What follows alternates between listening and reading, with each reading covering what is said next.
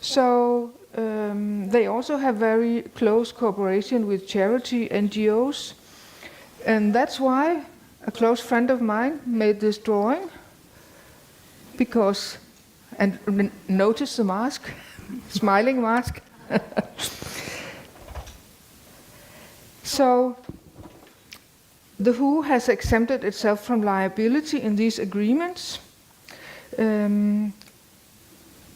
As I said,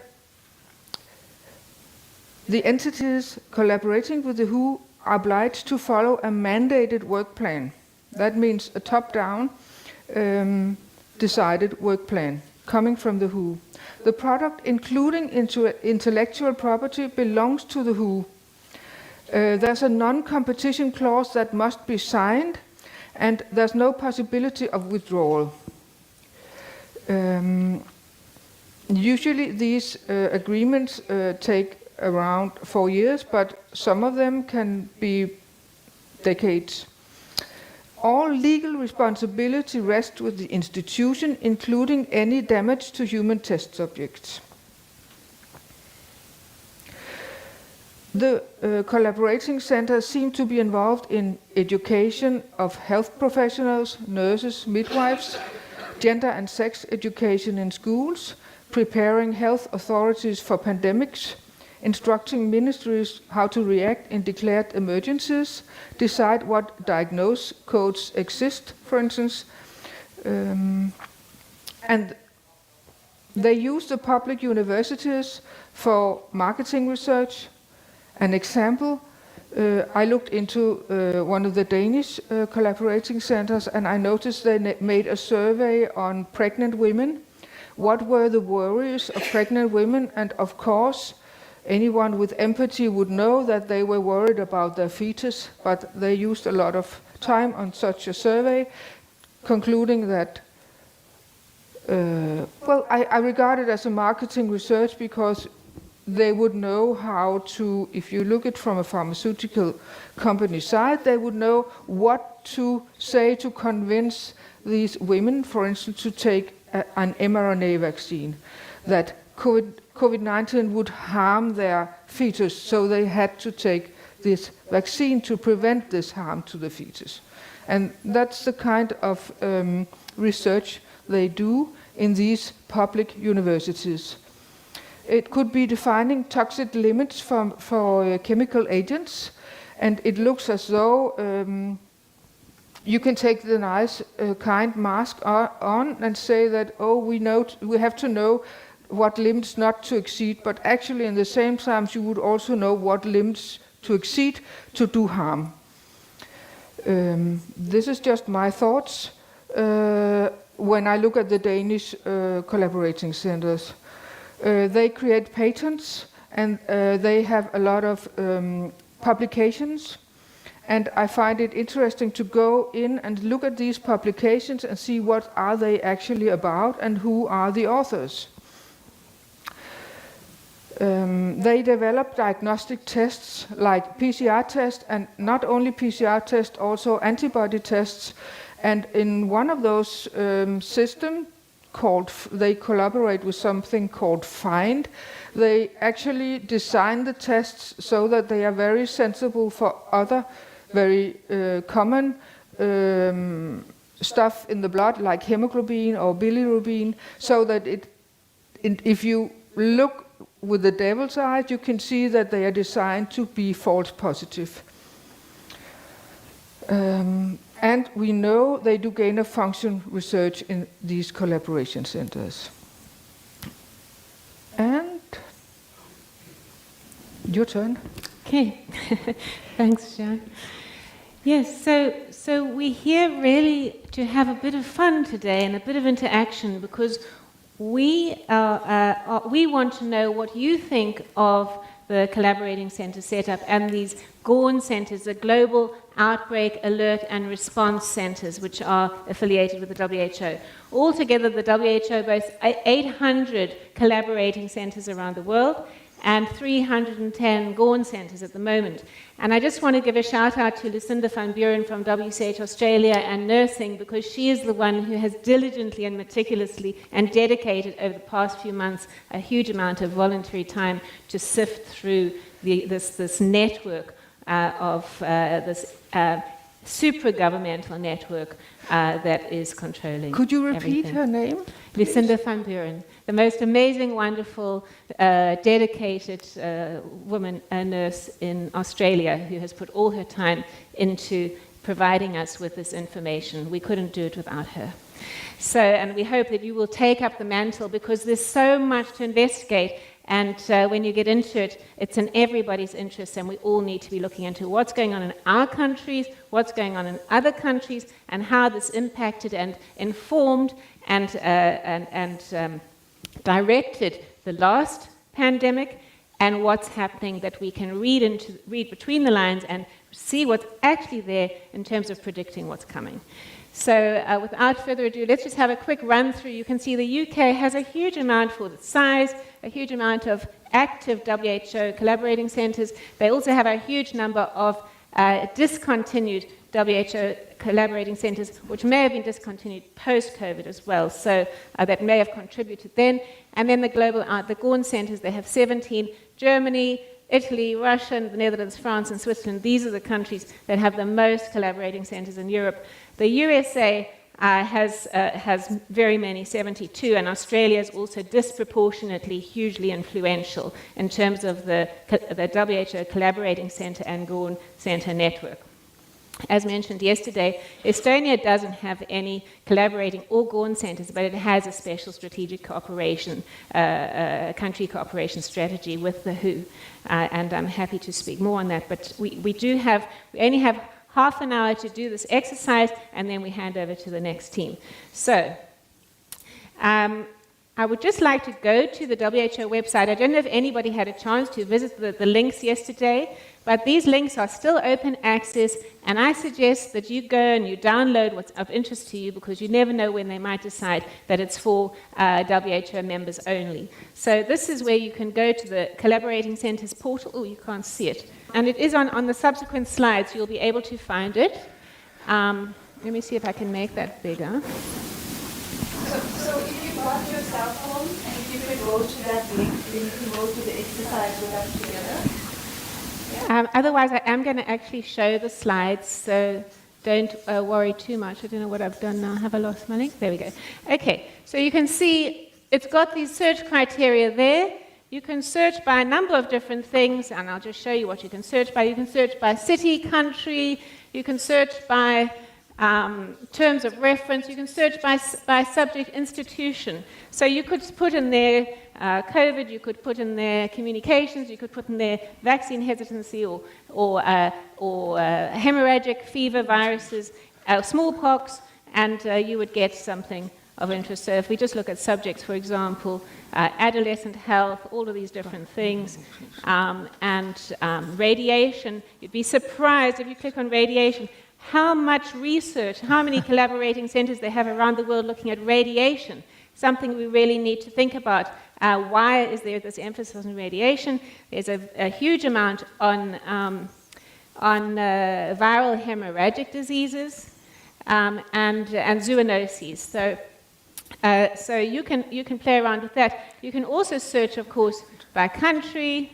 So you can put in, for example, let's try Finland. I haven't looked at Finland yet, and see whether they have any collaborating centres. They have 3. The one is a collaborating centre for nursing, non-communicable diseases, and policies and social determinants of health. So, and those are all active centres. So you can explore those if you're interested, but you can certainly, I encourage you to look at the portal and see what collaborating centres you have in your country. As I say, it's also good to look at the collaborating centres in other countries, especially where there is so many, for example, like the UK. And we're going to look at a couple of those as exercises now.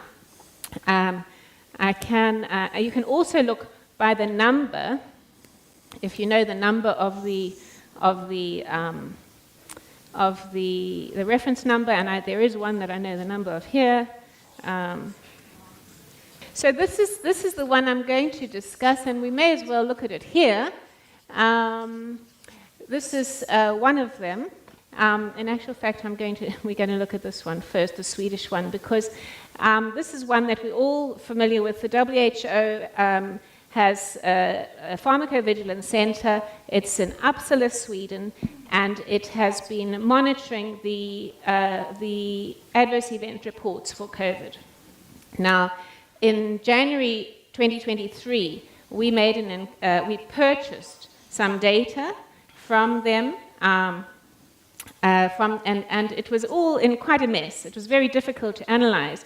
What we were able to analyze from the data at that time after the vaccines had been rolled out for 3 years, or just over two years, was that there were 23 million adverse event reports in total. 7 million were serious adverse events. 4 million had, so there were 1 million that had at least one serious event reported, and there were 58,000 people who reported to have died from the COVID vaccine during that 26-month period. However, the data were very difficult. So when you look at their data, some of it is sudden death. Some of it will say brain death. Other will say it'll just say death. So there's no sort of logical way, and it was very difficult to analyze with our resources. So I just want to show you. This is the actual agreement with the Uppsala Center. You can see it's been running since 1977, but it was renewed in 2021, and it's just expired. But given that it's been going since 1997, I would think it's probably just going to keep going. But let's look at the terms of reference for the Uppsala Monitoring Center. To support the WHO in the scientific development and in its activities in the WHO program of international drug monitoring relating to the detection, assessment, understanding, and prevention of adverse effects or any other drug-related problem. Under WHO's guidance to provide pharmacovigilance tools and services and deliver efficient access to information in the WHO global database of reported potential side effects of medicinal products. I mean, it's quite remarkable, isn't it? And then assist in capacity building activities relevant to the framework, okay. Support WHO drug risk mitigation strategies. And its main task is subject to pharmaceuticals, activity collection and collation of information. And if you look at the outputs, it's to strengthen country and regional regulatory capacity and supply of quality assured and safe health products. So, and provide authoritative guidance on the standards of quality, safety, and efficacy of health products. Have we heard from them? Did we hear anything from them during COVID? So, what we're going to do now is we want to hear from you. Given that this is what we know about the center, that the center's been there, it's been diligently gathering all this information, it's gathered a huge amount of information, what questions would you like to know if we were to issue a FOIA request? So, well, there's various things we could think about. A, you could think about it from your perspective. What is the impact of this information on the national sovereignty of your country? What is its impact on the individual health and sovereignty of the people in your country? And then what would you like to know from the Uppsala Monitoring Center about their relationship with the World Health Organization? So, Jeanne is going to take down your responses. If you could let us know if you have any ideas. Does this raise any questions for you? What would you like to know from the Uppsala Monitoring Center? I would like to know who exactly is funding the center. I would like access to all the contracts that we have with whoever is. Oh, so thank you. So I'd like to know, hi everyone. I'd like to know who's funding the Uppsala Center exactly, so a full list of their funders, and I would like access to all of those funding contracts, but unredacted in the public interest. Contracts. Anyone else? Who is funding? Well, I would like to know the history of those centers, like where they started, because what I understood from the changes of the international health regulations in 24, they also included these kind of centers, but this has not been approved. Like in the Netherlands, you need to approve a treaty. It needs to be approved by both houses of parliament. So it's not done yet because we still can reject it. So like basically they're doing already something which was not, should not be there yet because it's not. Yeah, I mean, I approval suppose they process, could have, it's just outsourcing a contract to another country to do some work gathering. Would that be not permitted? Do you think that would be a problem if it's just a contract in 19? No. Most of these centers actually work under publicity law. So they are obliged to be transparent. They should answer the questions. But let's see if they do. And also remember, when you are investigating these on the WHO's website, there is a link to the Uppsala monitoring. So there is a link to the organization that is attached to the terms of reference. Yes, I have a question, and that is the limit. Where's the limit? How many reports of deaths? Where's the limit for a vaccine or any other thing? They must have thought of that. Is the limit 10 deaths? Is it thousands? Is it 100,000? Where? Yes. So what is the threshold? Sven Exactly. what is Yes, the threshold, yes. for sounding an alarm? Yes. Which then also begs the question: are there any? Does that suggest a question to anyone, Rose? Well, I was also just going to ask what obligation they have for sharing the information. So if you just took AstraZeneca, for example, Denmark had 1 death and they suspended it. And at that stage, we apparently had already had 10 deaths. It turned out we'd actually had more like 50. But our organisation did nothing to inform GPs or, but Denmark at least seemed to have a system of notifying all the people who'd already received the vaccine got a letter saying, look, you've had this vaccine, we've had this complication. If you have any of these symptoms, go to your doctor. But, if it's WHO, the whole point should be to share it internationally. Yes. So if the Danish had written to us, we would have had a lot less deaths. Yes, so you sort of want to know, do they have a confidentiality agreement with the WHO? Are they allowed to share with the public? Or do they have to report to the WHO only? What is their obligation? How about, do they have to do an audit? Because usually with a pharmacovigilance database, you would do at least a biannual audit. In actual fact, I think on the WHO's website somewhere it does say a 2-year audit, but surely in a situation where you've got a pandemic and you're rolling out a new experimental drug, you might do it every year or even every 6 months. So we would like to know the time frames of reporting and auditing. Any other questions? Anything else? Yes, my question relates to the officers in charge, the WHO responsible officers. And we checked for 2 countries, the Netherlands and France, and it seems that the officers are always foreigner people. That is to say that in France I keep on finding officers that work in Switzerland mostly, and in the Netherlands the officers work sometimes in France, sometimes somewhere else. So one wonders why the French officer who is in charge of the Netherlands is not in charge of the global database from France. Yes, that's very interesting. So these are things that you can explore when you're looking up the centers that are of interest to you. Look at the website, see what they're actually doing, their outputs. Look at the officers who are in charge of the program. Yes, Terry. I would ask what exactly is the WHO? I mean, what legislation does it come? Is it a limited company? Is it a corporation? What about competition law? Like, what exactly is the definition of what the WHO is and under what regulations is it covered? Yes, so that would be a question for the WHO itself.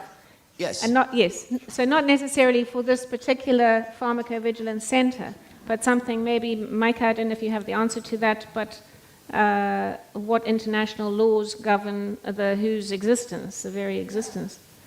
There seems to be a competition problem here. Yes, it's a monopoly. It's a monopoly, yeah. They seem to have the floor and have it all the time.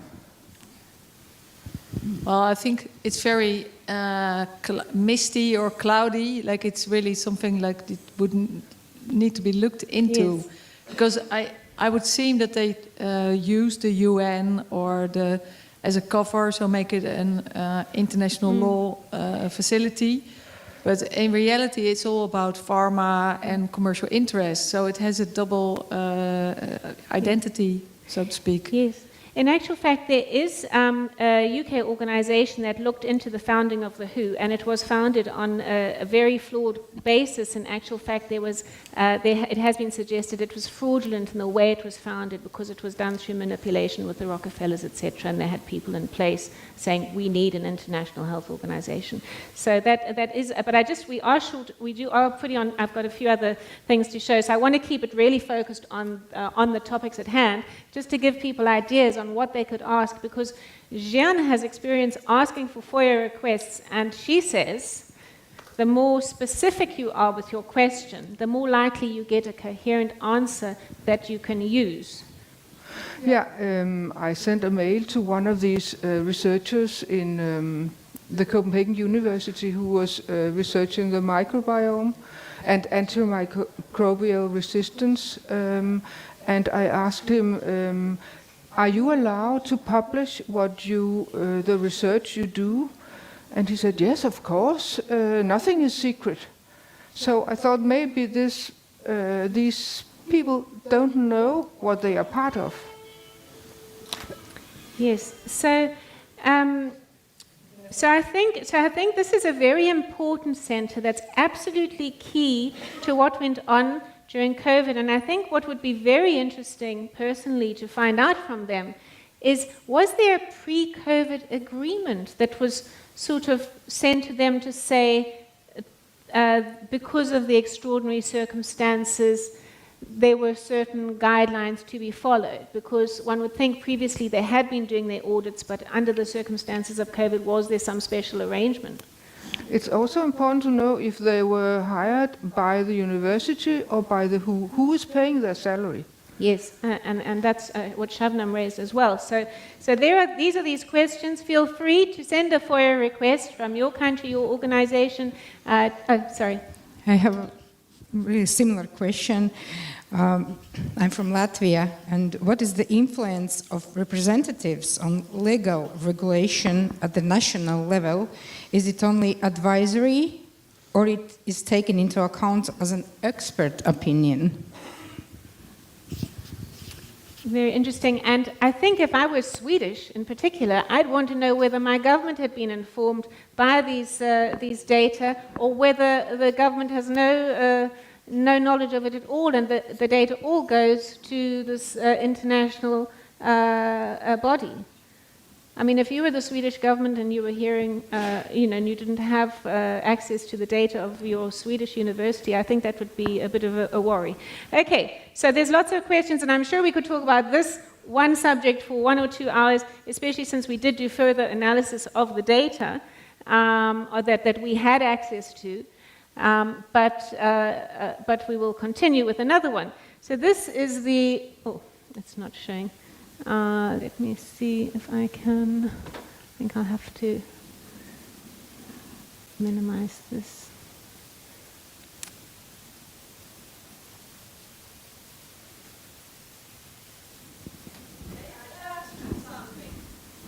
Yes.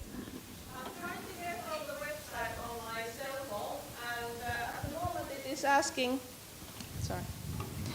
My question is that I'm trying to get on this particular website, and my cell phone is asking a password.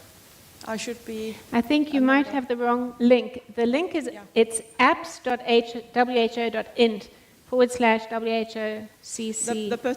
This one that you are showing at the moment. I think that one on the page you are showing. I think that is not correct. So if I could, I'm just. I hope I did it correct. Exactly what you've asked, and I've got into the centre in Oxford. Right. Thank you. Without a password, nothing. So it is right what you've got up there. Okay. Okay. I'm just wondering why that seems to be stuck. Well, let me see. Okay, here we go. All right. So now I want to speak about this example from the UK, which is a fairly new contract. Well, it's been renewed in 2024. It's been there since 1978. So for a long time, this centre has been collaborating with the WHO. And if you look at it, it's Porton Down in Salisbury, which is actually a military facility of the United Kingdom. It's been renewed to 2028. And if you just have a look at this terms of reference, it's to support the WHO in its function of alert and response to outbreaks of emerging and dangerous pathogens of international importance, including outbreaks of arbovirus, viral hemorrhagic fevers, pox viruses, rickettsia, so that's Lyme disease, tick bite diseases, and other things like anthrax, the plague, and other things like that. And then to support the WHO in early diagnosis, so this must be perhaps PCR tests as well, rapid identification and characterization of high-risk pathogen specimens submitted through the WHO, and then this, keeping the results confidential. So it's really quite raising lots of questions about the relationship between a military laboratory in the UK with the WHO, and then to inform the WHO of any lab findings in conjunction with changes of risk and diseases. So more of that. So the subject of viral hemorrhagic fevers, zoonoses, bacterial diseases, and the types of activity are in outbreaks and emergencies. So this is the link, just by the way, if you're looking, you should be able to access that without a password. So again, it raises great questions, and also in the context of a pathogen access and benefit system, benefit sharing system that they're trying to create, and gain-of-function research, we have to ask, are the pandemics because we are collecting all these rare pathogens and storing them and playing with them and whatever, and checking their virulence, and should this be happening at all? Or is it because there is great value to this type of activity? So are there any questions that you would like to know from this collaborating centre? Are there any things that you would like to know in terms of a FOIA request, or in terms of the impact you think it would have on your national sovereignty as an Estonian or a Latvian or wherever you come from? Does this impact your national sovereignty? Do you have concerns about it for your individual, personal health and sovereignty? So I would like to know if there's a conflict of interest. Of course, we know there are. But what I mean is between the national interest and their instructions from the WHO. How do they make that decision? Who are they actually answerable to? What is the decision-making process? So would this go through the UK government or to... Straight to the WHO, and they listen to what the WHO tells them, because that's who their contract is in. Where does the national interest fit in their decision-making model? And how do they share that with the public? Where's the transparency? And for those who are really knowledgeable about the amendments to the international health regulations, it would be interesting to know whether there's a change in the relationship based on, because it says confidentiality, and if so, required in agreement with the IHR, whether the amendments alter that in a significant way.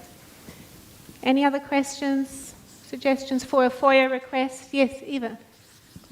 It's not exactly what you are asking, but looking at this, like I had no idea about all of this, especially that it's since 78. And just came to my mind that maybe this pathogen access sharing scheme is they are just trying to legitimize, which they have already been doing since the 70s, because this seems to me that this has been going on. It's written there, and people are beginning to find out, largely because of internet and all this international communication, and maybe they're just trying to legitimize it with this PABS. Yeah. You next, Sean. Usually, people who are involved in this kind of research, they think they are for the good. And I think they should, their names should be published. So who are the people involved in this kind of study or process?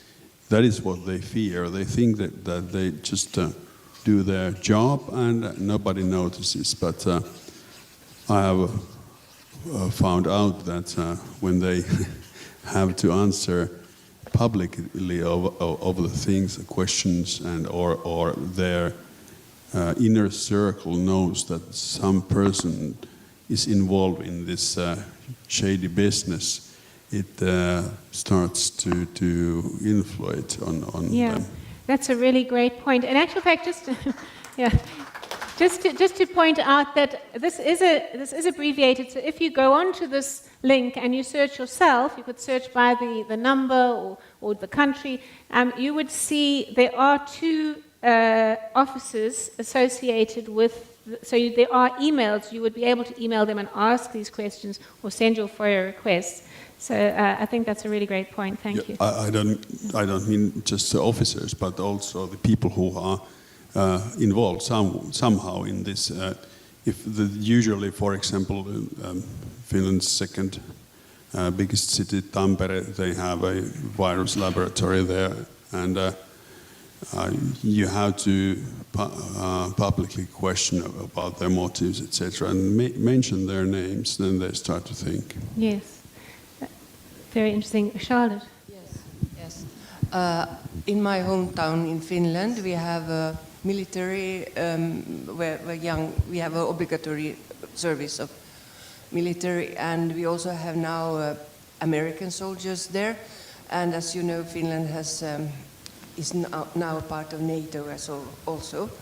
So my question is, how is WHO now connected to NATO? Because the boys who came into the army now were supposed to wear a mask, and there's a group of doctors who wrote a lot of letters to those in charge of this, and their replies were just ignoring everything that could question the wearing of masks. And also now we have a hospital next to this military base where they have kindergartens and so on, and they are now emptying those spaces because they say they need it. They need the space, this old hospital. And they also have trainings in our town nowadays, all these military things. And it's a little bit alarming, I find. So the whole question with NATO and health and yes. When I look at this military thing, because I'm engaged in this NATO question. You can see how health has become the way that they are dominating the world, and calling it health security marries that hospital and military thing, doesn't it? The pharmaco-military or military-industrial complex. Okay, we've got time for more, so I want to just keep going. I just want to speak about the USA now. The USA has got 72 active WHO collaborating centers and hundreds of discontinued ones, 34 global outbreak alert response networks that are just focused on pandemics. So let's have a look at this one, and I've got 2 examples. This one here is an FDA Center for Biologic Standardization, designated from 1998. It's just been renewed, and it provides technical expertise for WHO considerations in establishing standards for biologics, which include vaccines, blood products, in vitro diagnostic tests, cellular and gene therapy products. So they've had this since 1998, and support for the WHO providing input and technical expertise, strengthening regulatory systems. So I just want you to go down here and look now at the outputs: provision of authoritative guidance and standards on quality, safety, and efficacy of health products, including pre-qualification services, essential medicines, and diagnostic lists. So, and again, it's about the supply of quality assured and safe health products. So is there anything that springs to mind about what we'd like to know about this facility?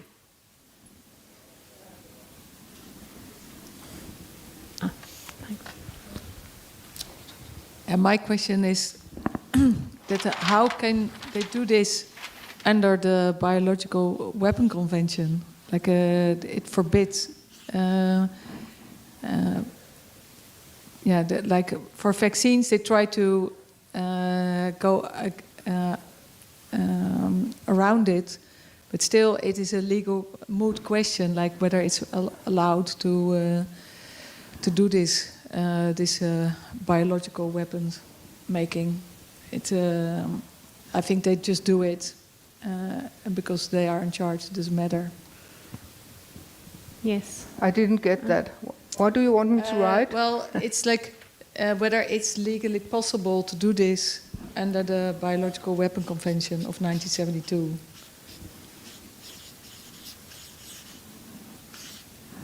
Yeah.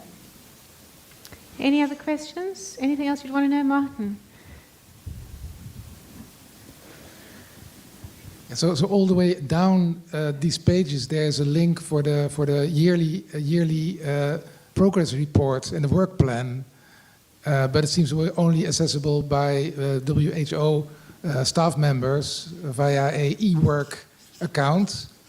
So there will be something to ask for, and I don't know if there's anybody here who has a WHO e-work account to log in. I think it's very reasonable to ask for the work plan via a FOIA request, or even just a, It's a work plan and there's a yearly update, so supposedly that information is there. I tried to ask Rock whether there's any chance to find it elsewhere, but there isn't. And so, for example, from my previous university, Erasmus MC, there was one work plan about pandemic preparedness, and but the people involved, the research involved, are very much in the open. Like Marion Koopmans is there, so there are people who are in the open involved, scientists in the open involved. Yes, yes. Any other questions on this? Because I think we can fit one more in before I have to hand over. Ros? Well, I was just going to ask, they say they're going to support WHO establishing written guidelines for biologics. And in 2020, the WHO had already acknowledged there was a need for special standards for these new products. And they'd even got as far as doing a draft, but the draft was only published in December. And by then, the drug companies were all just going ahead. So where's the data, the email trails? What made them decide to ignore their own draft guidelines and just call these vaccines? Yeah, that's a really good question. The other thing that flagged up for me was the fact that, that gene therapies are part of their considerations. And was there a point where they said, oh, we'll call them vaccines and not gene therapies? Yes. I'd love to know what was the point? Was the justification for making that change? They, apart from any correspondence around that decision would be very important. I agree. Well, I can answer that. In a conference, Bayer's one of the leaders, I think his name was Stefan Ulrich, told this directly, that if they would call them GMO products, nobody would have taken them. But they just decided to call them vaccines because of this. But that should be, yes. But that should certainly be, that would be something of interest that could be published if one had a response that said, well, this is the reason to prevent vaccine hesitancy, which is another, just by the way, vaccine hesitancy is in itself subject to a huge amount of funding to prevent. Okay, so is it okay if we move on with one last one? I promise you, I didn't spend a lot of time searching for samples to show you. There's so many, and we really need your help in exposing and revealing all of this information so that we can properly understand and convey to people this supranational network, and that's actually controlling things. And the sooner we can expose them and predict what's coming, the better. So this is the USA Collaborating Center on Emerging Infectious Disease Response, Research and Preparedness, the NIH working closely with the NIAID. Does anyone know a famous person, an infamous person, notorious person from the NIAID? Exactly. So this is Tony Fauci's facility, okay, and he's had his contract renewed. If you look at it, They've had it renewed. It's a brand new contract from January 2025 and expires in 2029. So this requires some very close scrutiny, I would say. Let's find out what they're doing at this facility, because we already know that its head has been declared a criminal by the Secretary of Health in America. So there's some very weird disconnect here. So at the request of the WHO to provide remote and on-site technical support and expertise to the WHO and member states during initial disease outbreak assessments. So it sounds like this might inform a declaration of a pandemic or something. Collaboratively develop and, when appropriate, assist in the implementation of an outbreak response research agenda. Okay. Collaborate with WHO's R&D blueprint. Provide ongoing expertise, guidance, and training to help develop response research preparedness tools, such as clinical research protocols, case reports, operation manuals. Could this be PCR tests at thresholds of 45 and above or something?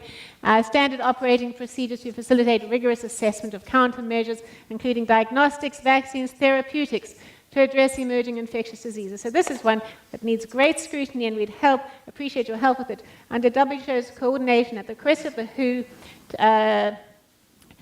by using the expertise, resources, and capabilities from the NIAID and NIAID laboratories. So this is the NIAID laboratories have a long history with HIV and AIDS and all of that has been revealed as being very unsavory. So let's just have a look. The outputs are research agendas, predictive models. We know how great those predictive models were for COVID, and innovative tools, products, and interventions available for high-threat health hazards. So one can only wonder what these innovative tools might be, and provide prevention strategies for priority pandemic, epidemic-prone diseases. I mean, do you remember a world where there were no pandemics? Suddenly it's like, oh, pandemics, willy-nilly. But, and a huge amount of resources being dedicated to this particular, I would say, a military strategy to control us all. So any questions on this? Or shall I just leave it there and everyone can just have a think? Yes. Does the WHO gives money to NIAID or vice versa? Very interesting question. And maybe they volunteer their services. We definitely want to know who is funding who. Any other questions? I certainly think funding is very important, and obviously these work plans and really drilling down on what they're actually doing, and what these tools are, and what their power is. Yeah, yeah. So I'm going to just move on and just say, please explore these links. It's actually very, very interesting and empowering when you see the range of topics the WHO is involved with in your country, in other countries, and it gives you that big picture about what's really going on. And if you remember that slide we showed yesterday, where the governments are just the enforcers of the policies that are coming down from above, we really need to start recognizing where these policies are coming from, that they are not beneficent policies, that they are serving some other purpose and some other master. So I just want to remind you again, there's this UK pandemic simulation going on. You can help us by exploring. Let's try and figure out before this next pandemic comes, or health emergency, what's going on, what the options are, and what we can do to prevent it. And Shabnam is going to be telling you more about a simulation exercise as well that we will be running through our country councils as an alternative parallel scenario. I just wanted to go back here quickly and say, please also note there is a link here to the Estonian country cooperation strategy. The UK Vaccine Network, this is a fascinating web page because it shows you they're looking at Crimea fever, they're funding Lassa fever, Rift Nile Valley, all sorts of very Marburg, Ebola, all sorts of very rare pathogens. They've already got vaccines they're trialing. There's huge funding going into this UK system of vaccine development for these rare pathogens. And you have to ask why, when there are so many other better ways that money could be spent. So I just want to show you what has appeared recently in the news. Well, a year ago, we were told that scientists were launching human tests on the Marburg virus vaccine, so these trials are already pretty far ahead. In 2021, we heard from Tedros about Marburg virus, and Gavi, also the Vaccine Alliance, which has all sorts, it's got lots of these. If you go onto the Gavi website, you'll see the next pandemic, they look at about 10 different potential viral pandemics to come, rubbing their hands with glee about the vaccines that they could be sharing. But Marburg was one considered in 2021. So, you know, they throw these things at us, but the best thing we can do really is to not be afraid. The information is really empowering, and we need to decide, okay, what we're going to do with this information, and expose them, and make sure that we stop them in their tracks. Okay, so I'm going to hand over to our wonderful colleagues on that note, and Hi, lovely to see your beautiful faces again. Thank you for the mic.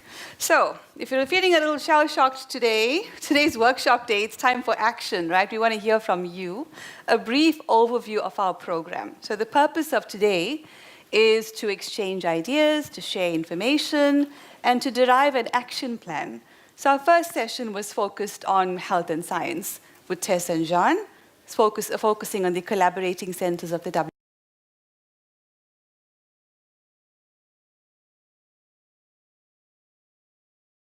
In the health and freedom space.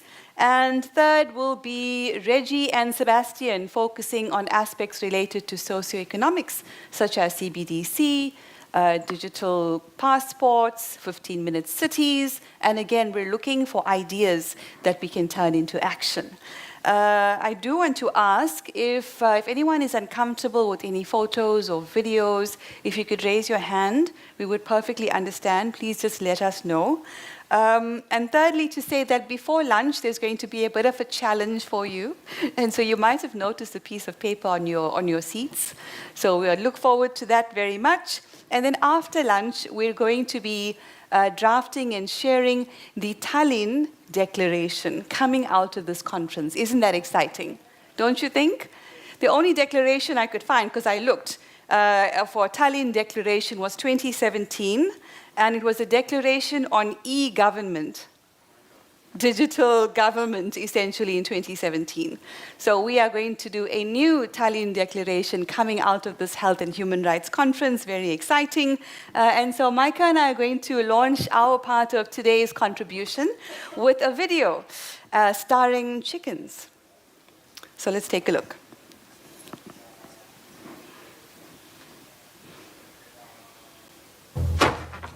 Think, everyone, think. What haven't we tried yet? We haven't tried not trying to escape. That might work. What about Edwina? How many more empty nests will it take? Well, perhaps it wouldn't be empty if she'd spent more time laying and less time escaping. So laying eggs all your life and then getting plucked, stuffed and roasted is good enough for you, is it? It's a living. You know what the problem is? The fences aren't just round the farm, they're up here, in your heads. There's a better place out there, somewhere beyond that hill, and well, it has wide open spaces and lots of trees and grass. Can you imagine that? Cool, green grass. It all feeds us. We feed ourselves. Well, where's the farm? There is no farm. Then where does the farmer live? There is no farmer, Babs. Is he on holiday? He isn't anywhere. Don't you get it? There's no morning egg count, no farmers, no dogs and coops and keys, and no fences. In all my life, I've never heard such a fantastic load of tripe. Oh, face the facts, ducks. The chances of us getting out of here are 1,000,000 to 1. Then there's still a chance.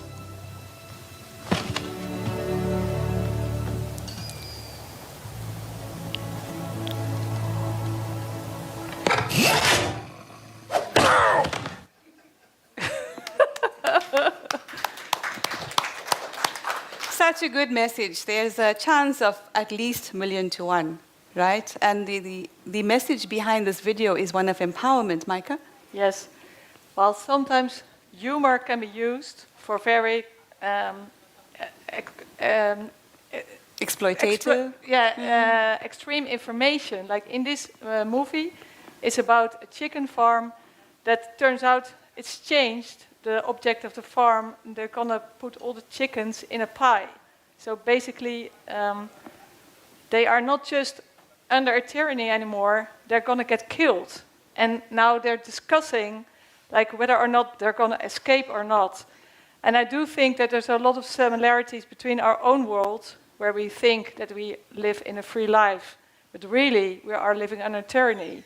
And now we have to face the fact that in reality there's also a kind of death plan for us. Because like with the vaccination, we saw that many people got killed. And it was all legal. So basically we have to either do something or accept our own destiny, which is not a very nice one, I think. So it's important to work together, and in this movie everything ends well. They do escape together and they win. Even the chickens can win, so if they can win, we can win. Yes, absolutely. Thank you, Micah. Fantastic. Yesterday was Anne's, today's chickens. We love animals, right? Okay, so today, as promised, we would be covering public participation, treaty ratification, diplomatic immunity and emergency simulation, and corporate colonization. Very quickly. If, however, you would like the extended presentation, we'll be able to offer it to you through World Council for Health Core. So if you want to share your contact details with us, Tess, maybe you can circulate a notepad, and we can invite you to online workshops in collaboration, of course, with WCH Estonia. So, moving on swiftly. Oh, that slide is very important. Activism is my rent for living on the planet, right? So what does activism mean? You feel passionately about something, a cause, and you do something about it. That's all it means. So number one, public participation. You would have heard me mention yesterday a philosophy in Africa, nothing for us without us. Is it easy? No. Do we always win? No. But we can win when we work together and we demand public participation. Your governments are not entitled to make decisions without your consent. Do you agree? Raise your hand. Yes, confidently. Very good. So, how many decisions that affect your health, your sovereignty, and your freedom and your future are being made in rooms you don't have a key to? And more importantly, who has that key? How did they get that key, and how do we take that key back? We know that power is shifted from national democracies to unelected global bodies and corporate entities. I don't think this is a recent phenomenon. This is going on for decades, if not centuries, in different forms, and it happens around the world. So you Estonians and our allies in different parts of Europe and around the world, you're certainly not alone. We experience it everywhere, including the global south. There's an enormous amount of power vested in corporations. They are the ones that are actually running our governments largely. As I mentioned yesterday, when I challenged our health minister in South Africa on ivermectin access, he admitted that the Gates Foundation is funding every government department, not only the health department. Conflicts of interest. So in the next 30 minutes, we'll pull back the curtain on 5 key mechanisms of this power shift, and most importantly, equip you with the tools to push back. A reminder, any government that wages psychological warfare on its own citizens has declared itself an enemy of the people. We have to understand this. So, more on public participation. What is it? The practice of soliciting public input via consultations, surveys, and public comments on major policies and treaties. I would say every policy and treaty. I think that's the kind of approach that we need. The problem is public participation is often a checkbox exercise. You don't even hear about the bill that they're about to pass until maybe a day before or a week before, if you're lucky, and then there's no time to participate. In our country, we have at least 11 languages, and the bills are not even translated. So the majority of our people are not providing what we know to be informed consent on these decisions. So public feedback is ignored when it contradicts predetermined outcomes. Decisions are technically inclusive but effectively predetermined. In our notice to the UN, which I shared yesterday, a large part of that document was around quoting them back to themselves on public participation. Quick poll, how many of you have ever submitted a comment to a government consultation? Excellent. And did you feel heard? Do you feel like it made a difference? Was your comment included in the outcome? Exactly, predetermined, right? So who is running our governments? I'm going to skip this video. Okay, maybe let me just show it. So why we must challenge power. This is that interaction with the government minister. Do we have? There we go. My name is Shabna Palesa Mohammed, representing civil society advocacy group Sahari. South Africa has a right to ivermectin. Over 45,000 members, over 41,000 signatures supporting urgent access and rollout. Kabazera, I'm going to limit my question to just one. Dr. Andrew Hill of the World Health Organization last night in a public webinar said, if you roll out ivermectin too late, you could be a monster. Deny 4 to 6 weeks gives a window of opportunity to make a decision and order the drug or supplies will run out. Quoted again in Financial Times, the purpose of this report is to forewarn people this is coming. Get prepared, get supplies, get ready to approve it. So my question is this. First, you also said that demanding new clinical trials raises all sorts of questions about ethics and agenda. My question is this. Is ivermectin being blocked because A, funding conflict of interest, etc., B, we don't have the money because of corruption, or C, because ivermectin manufacturing and distribution tenders are being fought over? Thank you. Then there's an issue around the ivermectin.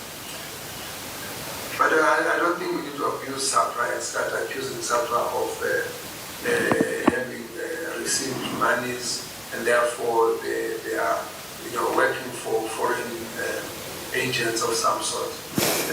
The donations are received and they are actually used in different parts of government.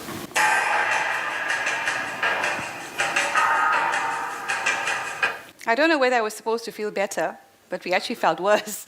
And they almost didn't give me that opportunity to ask the question because they knew it was coming. I had to squeeze it into like 30 seconds or whatever, in case you're wondering why it was so fast. Okay, so these slides are very wordy, but the point is, according to the UN's own documents, there's copious references to public participation in decision-making. Just look at the sentences in bold. Participatory approaches to decision-making and policy discussions. The absence of dialogue is likely to exacerbate social and political tensions. The UN must promote community empowerment, participatory approaches, and multi-sectoral collaboration to engage civil society. The UN is fully aware that only a select group of civil society organizations have a seat at the table. They know this because most of us can't afford to have a seat at those tables as civil society. There was once a time where I had this dream of becoming the Secretary General of the United Nations. My word, I'm so much happier now. Okay, this is another slide. Again, their own policy documents about procedures and practices in respect of civil society engagement. I'm happy to share the slides through WCH Estonia, so you can read this in detail and quote it back to them and to your governments whenever you need to. Right, item 2, treaty non-ratification as protection. So we've been involved and very much at the forefront of this WHO campaigning, starting with Stop the Treaty, Stop the IHR, and when we get to the point of actually just exit the WHO, right? And so we also get very panicky and scared when they don't listen despite our best efforts, but they do know we exist because they reference us in their press briefings. I'm here to say that we do have a very powerful tool nationally where we can actually control things, and that is to insist that we will not ratify these treaties. Every country has laws around treaties, right? You have to understand what the process is by looking at your constitution and related legislation. So a treaty, for example, is the pandemic treaty. We are arguing it's not binding on a country until the country's sovereign body, example, parliament or senate, actually ratifies it. And this is important because even if an executive signs an agreement, it means nothing without ratification, and you can actually challenge it in court and through protests. Yeah? Yeah, the international health regulations, I believe, were never ratified in any country. I have not seen the ratification. Like, we were looking for it between lawyers in the Netherlands. It has never been ratified, but it's considered a treaty. This was confirmed in Parliament with the 22 amendments. So basically, they know that there's a problem here. Yep, absolutely. So in South Africa, they say if the amendments are of a technical or administrative nature, then they don't need to go through the process. But when you look at the changes that are being made through the new amendments, they're not merely technical or administrative. They're major.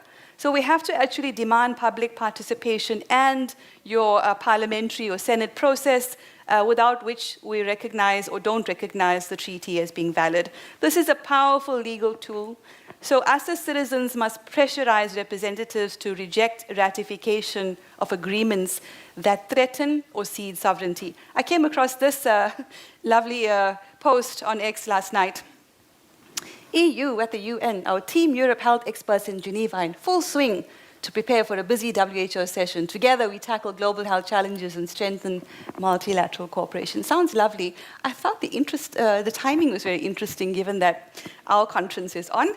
But yeah, they're busy as well, so we shall continue, we shall overcome. Number 3, diplomatic immunity of WHO, UN, big pharma corporations, etc. So entities like the WHO and the UN, they argue that they operate under legal immunity. In other words, they cannot be sued for damages or even held criminally liable in national courts. It's outrageous. I mean, whoever came up with that who voted on that to say we actually, on what basis? On what basis? The problem is it creates a dangerous lack of accountability. If, for example, a mandated injection causes harm or a pandemic policy destroys an economy, where is the legal recourse against these organizations and people who advocated for it? So it's like giving a driver's license that can never be suspended no matter how many accidents they cause. It's terrible, it's very disempowering. But we do have a way to pierce diplomatic immunity. I thought this was a very interesting meme as well on the subject of immunity and indemnity and whatever. They've got us fighting a culture war to stop us from fighting a class war. This guy, this class, the oligarchy, watches us fighting each other and they laugh all the way to the banks that they own. So we have to be very careful about left versus right. We have to help people understand it's the 1 against the 99. You want to say something? Yes. Thanks. I think that even Gavin has got the immunity, and that's even more interesting. Very dangerous. So you said that there's a way to challenge diplomatic immunity. Are you planning to go into that? That's the next slide. All right. Yes, absolutely. So there are 2 court cases, at least 2, that are of particular reference on the subject of piercing that diplomatic immunity veil. 2019, Pan American Health Organization, international body that promotes health initiatives in the Americas, faced a lawsuit by Cuban doctors accusing it of helping to arrange a program where they were compelled to work in Brazil against their will, which violates human trafficking laws. They were also getting paid, right? So they were getting paid, but part of the money was going to PAHO and part of the money was going to the Cuban government. And so they argued that this means that there is actually commercial activity. That is the crux of the argument. A unanimous 3-judge panel of the US Circuit Court of Appeals for DC ruled that PAHO's status as an international organization did not make it immune from the lawsuit because the doctors had accused it of financial misconduct. That is the key, financial misconduct. And we know that the WHO is engaged in financial misconduct through not only conflicts of interest, but also corruption. Go and have a look at their audits. A couple of years ago, India raised irregularities in their audit, and they just carry on business as usual unless we drag them to court. I must tell you that this case was actually overturned on appeal, right? But it does give us a window of opportunity to learn and to strengthen the argument against anyone who claims immunity. Second case, also 2019. In this case, basically the International Finance Corporation had given funding to a corporation that ended up damaging the environment. So the people living in that space then decided that they want to challenge the International Finance Corporation that it actually has or enjoys immunity. So the US Supreme Court decided 7-1 to overturn the IFC's claim to absolute immunity from law. So that's a good sign. Meaning that international organizations like the IFC and the World Bank can now be sued, including in relation to their commercial activities. All you have to prove is commercial activities, and we can take them on. Again, we'll make these slides available so you can have a look at these links. 4, and remember there's just one more, which is 5, corporate colonization. Yeah, this is a subject Micah and I are very passionate about because we are colonized by corporations, and we have to understand that. Here's one example, Pfizer contracts, living the adage of profit over people. So the use of powerful contracts between governments and corporations to secure profits and indemnify the corporation from risk. This is what we're talking about. You might remember the Pfizer contracts leaked. I interviewed the whistleblower maybe in 2022. And what did it show? Indemnification for governments. So governments, meaning us, not Pfizer, assume liability for any vaccine injection injuries. Is that fair? Did we consent that if any one of us is harmed, we, the people, must actually cover the cost? Did we give government permission to sign those contracts? Absolutely not. No transparency, no public participation. So this is actually a very, let me use the word concerning for now. Yes, go ahead. Yeah, well, you can also ask yourself, is it legally valid? Because like when we look at the injections, that they have caused so many deaths, and it looks like it's very deliberate because they try to hide everything. Like a contract to kill is always invalid. So all these contracts are null and void, in my opinion. Very good. Void ab initio. Yeah, very good. And of course, fraud. Fraud vitiates contracts as well. And there's so many claims that they made. It's going to stop infection. It's going to stop transmission. Yet they knew that's fraud. It's misrepresentation. So sovereign assets as collateral. I mentioned this briefly, I think, at our dinner the other night.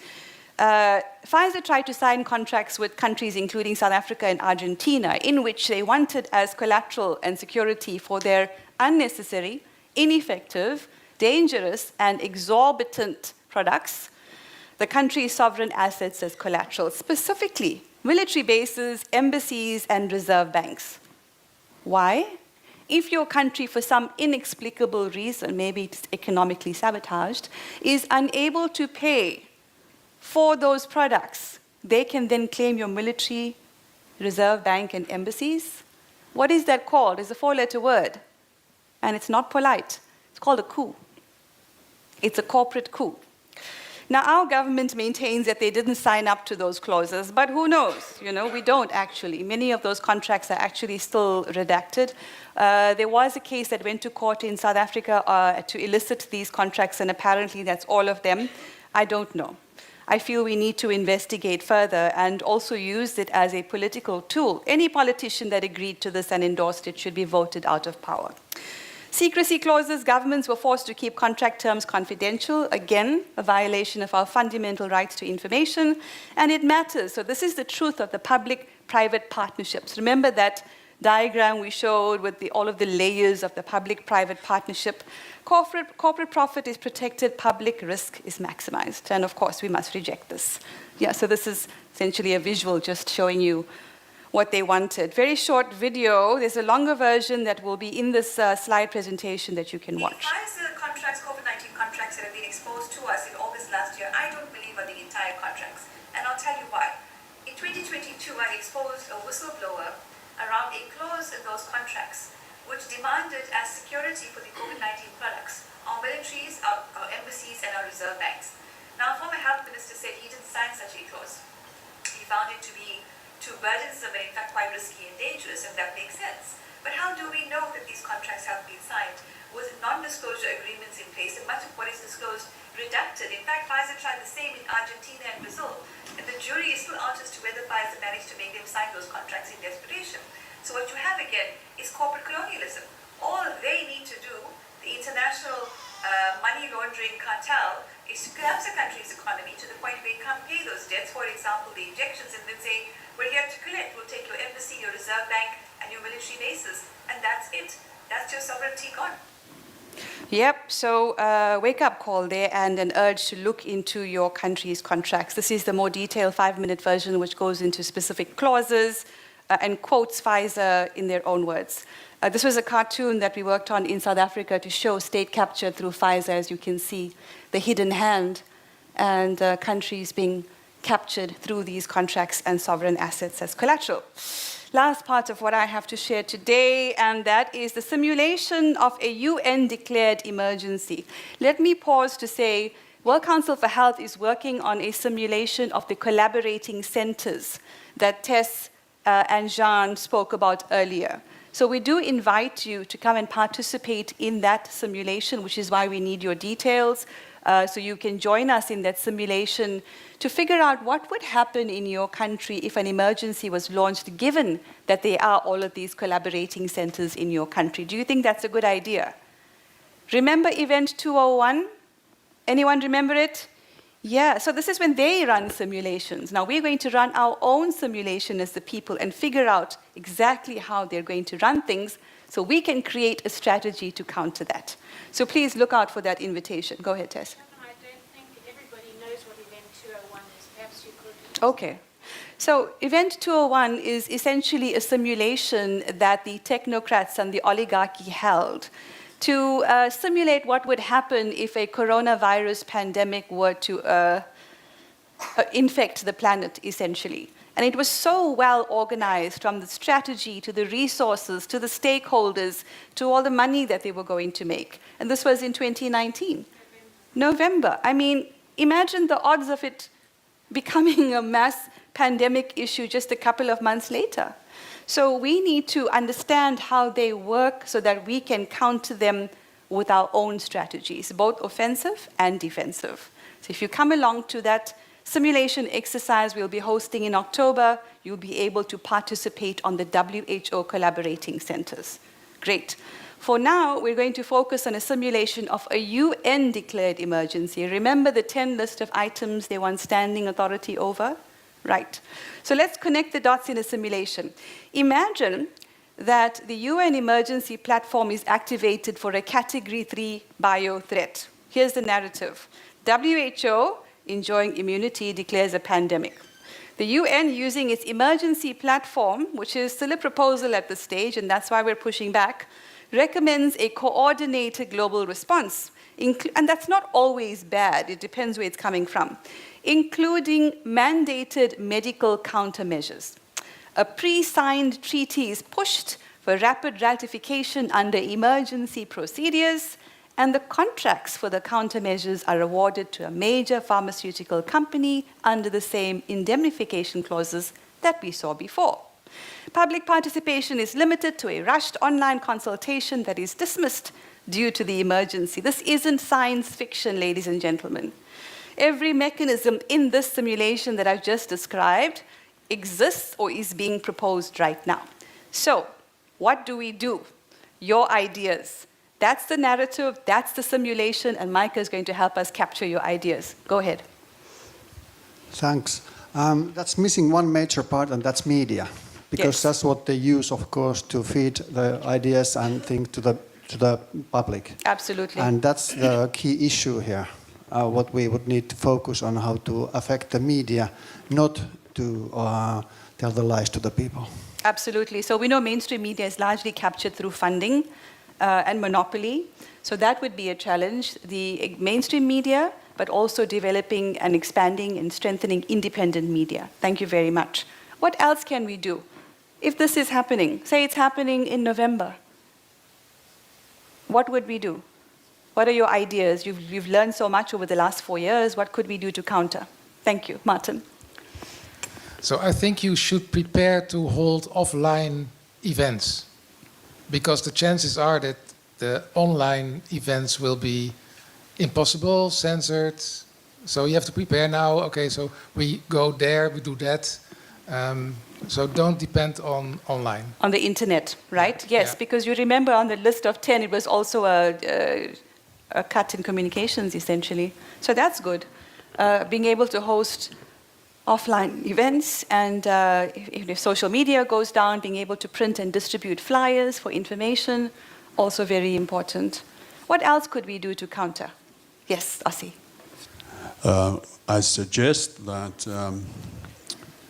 we tell their platform and this whole process in beforehand publicly that they are doing this and they are going to do this in this year, for example, and I think we will get the wind from the process out by telling the public that they are going to do this. Probably people remember that, okay, somebody told me that they are going to do this. Yes, so a mass public awareness campaign. Could this Tallinn declaration, could this be included, this kind of clause? Around mass public awareness? Yes, that who is going to do this kind of thing. Yes. So we will warn beforehand the public that they are going to do this. Yes, absolutely. We'll make note of that for the Tallinn Declaration. Thank you, Ossie. Tess. And then Reggie. And then, sir, I don't know your name yet. We'll come back to you. Thank you so much. Yeah, thanks. The thing that strikes me looking at the pandemic simulation in the UK and how one of the key aims is to look at how to address the challenges of misinformation and disinformation, that censorship is being ramped up. And I can just, I know I empathize completely with Dr. Alexandra André and Claude because she's so sensitive. And me too. I mean, yesterday there should be millions of followers, but on Twitter, for example, but they keep getting trimmed. So I'm on 98,000. It goes up a little, then it keeps coming down. And I shared a clip from yesterday. It got 100 views or something. So it's so shadow banned. We don't get out. So waiting until there is a pandemic, I think, is too late. We need to start now setting up those alternative infrastructures, and it is leafleting in community events and that sort of thing. We have to start preparing before, as they are preparing, and not wait until they declare something, because by then the channels are cut. There might even be digital IDs, etc., restricting movement and so on. So, thanks. I would add something which I'm very sensitive to. Is I have two children living in Spain, and they got this electricity down. Their electricity are down, and I believe that next time we have.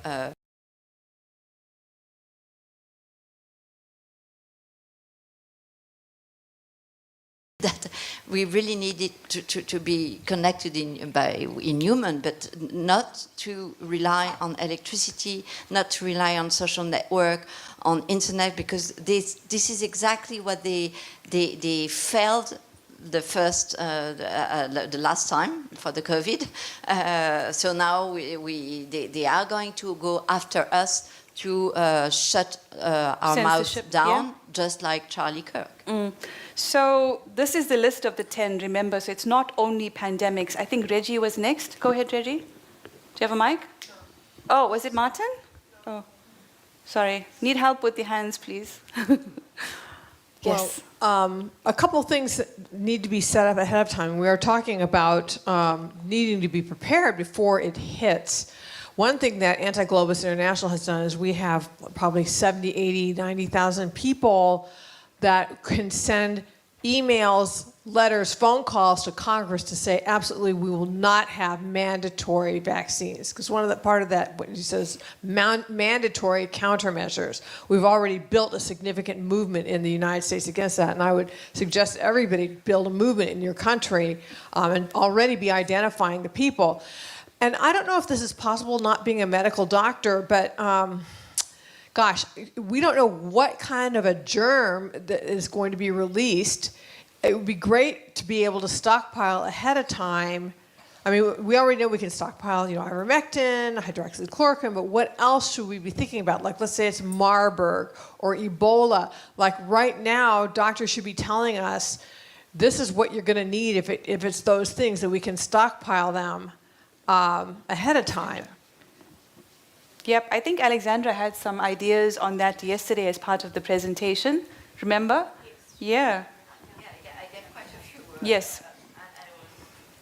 Not comprehensive lists. Yes.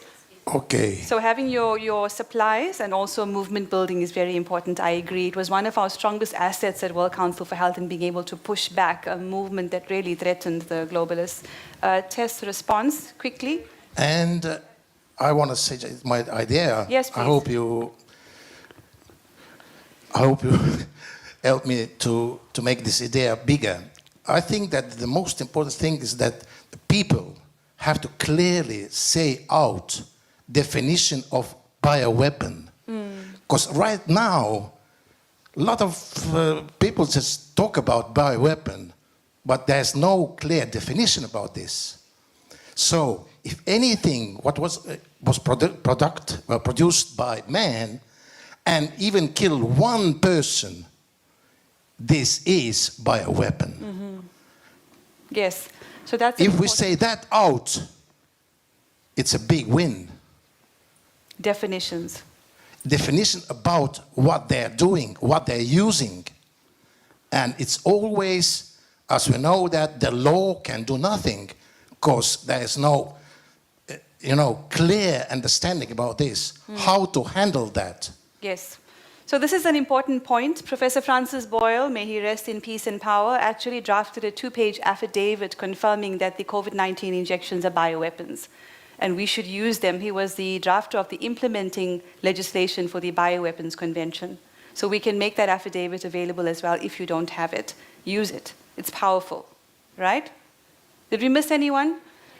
Yes? No, somebody said they're not a doctor and they don't know what is the next pathogen to be released. As a doctor, over 47 years, I know exactly what the pathogen was. And it was not a virus. It was not a bacteria. It was a psychological operation. That is the reality.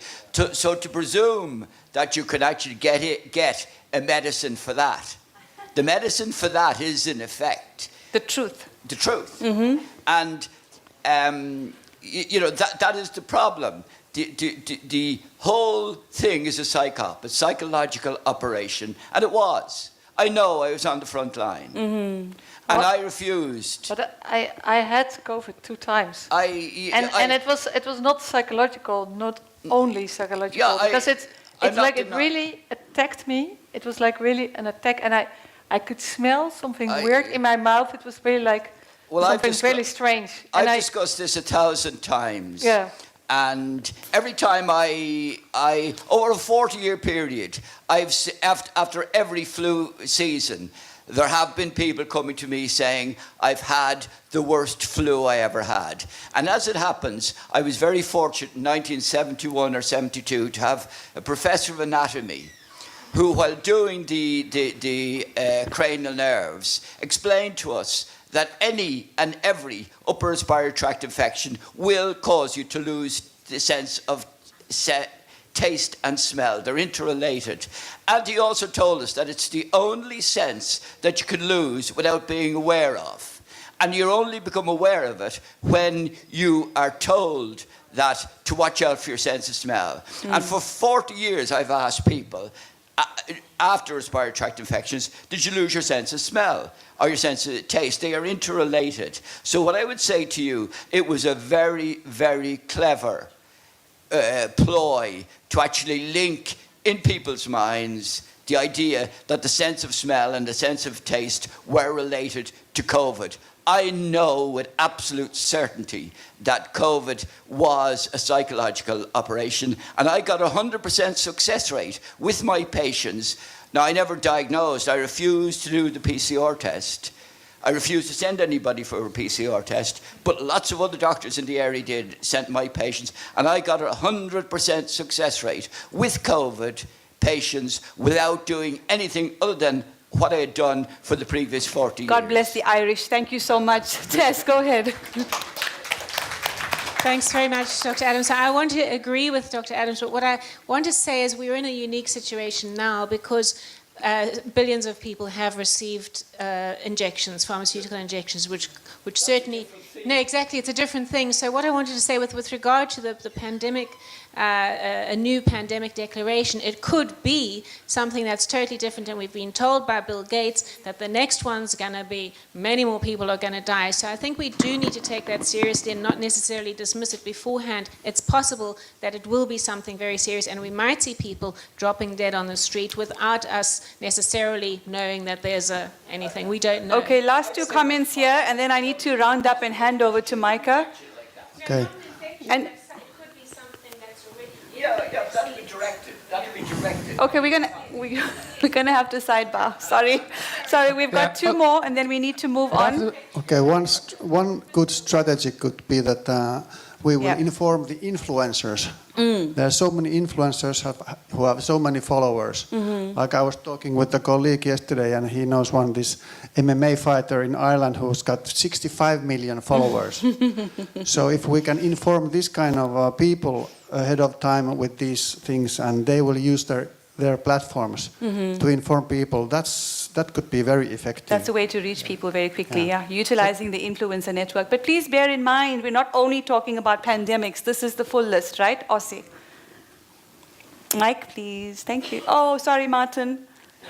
Is it okay, Ossie? Yeah? Okay, so one thing that was still in my mind, very practical in terms of preparation, write down the home addresses of people you trust and write them down in a book like this. And so you can, if ever anything fails, you can just drive to that person or sail to that person. Oh, instead of texting? Sail. Yeah. Okay, great. Ossie, Mike, there we go. Well, I have the same idea as my Finnish friend here.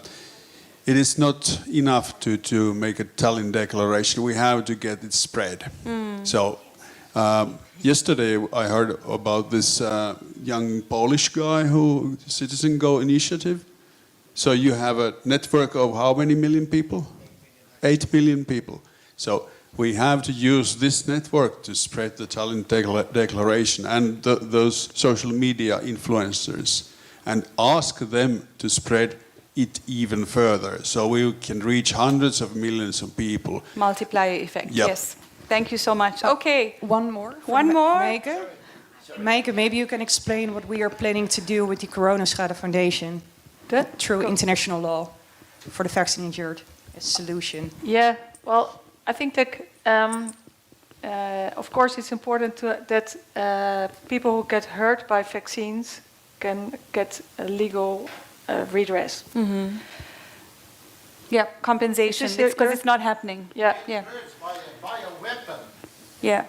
Yeah, so whether bioweapon or whatever kind of crisis it would be, I just want to stress that it takes us scientists and medical doctors some time to assess the situation, and it's not like we can go to the guys with 60 million or whatever to deliver a message, because by the time we have the message, we need that message to be sound. It takes some time to unravel the situation, to understand what's going on, whether there is something or not, and what to do. So that's the issue that we don't want to jump into the story, because that's what has happened several times. Many of my colleagues went after the monkeypox epidemic saying, blah, blah, blah. I didn't go into it. Many went with the Marburg thing. I didn't go into it. So it takes some time to jump into a story, because you want to assess whether it's true or not. Yes, good point. So the message overall, before we're jumping into anything, is to say to people, don't panic, organize. Always, don't panic, organize, whatever it may be. Yeah? Great. Thank you so much. Yes, go ahead, Tess. Just to say, a message that we can share is to tell... A message that we can share now is to let people know that they should optimize their health and and detox. So get really healthy, keep your immune system boosted, really take responsibility for your health. And as soon as you do that, you're empowered to face whatever is coming.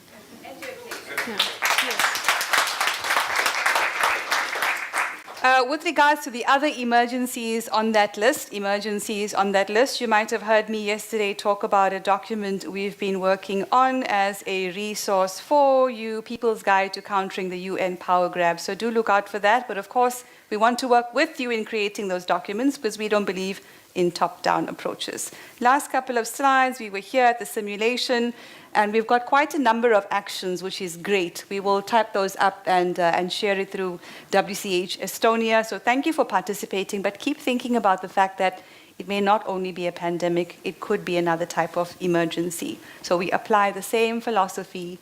We don't panic. Because we're empowered, we organize. Okay, last slide, call to action. I know some of this may feel overwhelming, but remember, their strategy is complexity, ours is clarity. Their weapon is secrecy, ours is sunlight. So action 1 as a recommendation, educate and amplify. Share this knowledge with everyone, your family, your friends, your colleagues, the person you're taking a taxi with. That's a great way to get the message out in communities, right? It's Uber drivers or taxi drivers. Break down the complexity for others, follow journalists who report on these deals. Action 2, target ratification. This is a key battle. Identify treaties being negotiated and lobby political leaders. Their job is to not ratify dangerous agreements. Make this a primary voting issue. Action 3, demand accountability. Campaign to remove blanket legal immunity for global health organizations or any globalist organizations, not necessarily health. Demand transparency in all government corporate contracts. Number 4, build local resilience, support local food, energy, and community networks. The less dependent we are on fragile global systems, the more sovereign we become. Final message, they're counting on you to feel powerless. This workshop is proof that you are not. You are now informed, you are equipped to defend our freedom and our sovereignty. Don't panic, organize. Thank you very much. Can I hand you over to my colleague, Maaike? Yes. Well, I think that there are a few things that came out of this conference which are so important. And that is like, if we want to know the future, we have to look at the history. And so I think it's important, like we don't have the time to really go into the COVID-19 pandemic and who caused it and what was happening. But I think this is a subject, this should be a subject for going deeper into, because there's still a lot of controversy about whether or not there was a bioweapon used, or also like Dennis Rancourt, he had this data showing that at some spots there was a tremendous, many people died, and in other parts of the world nobody died, or not so many people died. So we have this information which is not so easy to comprehend or understand, but we have to try, I think, to get some kind of agreement between our groups and amongst ourselves. But what happens? Because then we can go after the people who did it. And also, like, working together with MPs, I think this conference is like an excellent example of how we can go fight the problems that we are faced with. If we work with MPs, we can also work without censorship. Because the strange thing is, like the cartel, they have certain rules, and that is a legal legitimacy. Like even though everything they do is illegal, they still want to look as if it is legal. So if I write a letter to our government, to my parliament, and I publish it, they will never take it down. So you can, any information, it doesn't matter how controversial, you can just put it in a letter, and then nobody can do anything about it. The same is with legal procedures. If you want to talk on television about what is dealt with in a legal procedure, they cannot censor you because it's considered legal by the cartel.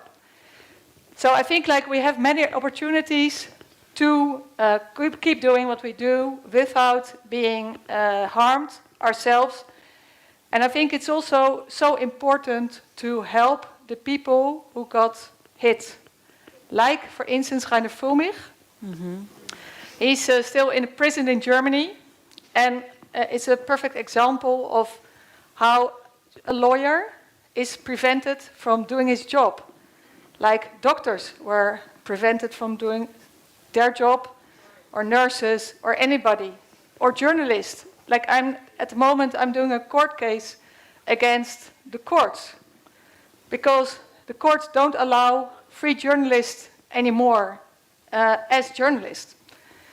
And you see this secret network of government, the cartel, and also journalists, big newspapers and so on, operating to censor in secret. Like the moment that it's exposed, it becomes really difficult to continue this kind of thing. And it's quite interesting. I think it can really help to explain to the others that this is not a fair game. And it's cheating, basically. So we have many opportunities, I believe, to continue. But the support to the people who got harmed is so important. Yesterday there was a court case in the Netherlands. We have a court case against Bill Gates in the Netherlands, in the north of the Netherlands. But the lawyer, one of the two lawyers, he got arrested. And the court case is also about NATO. NATO doing this psychological programming. I think it was organized in Latvia. They have a big center there organizing this, doing this program. And so it was quite controversial information in the court case.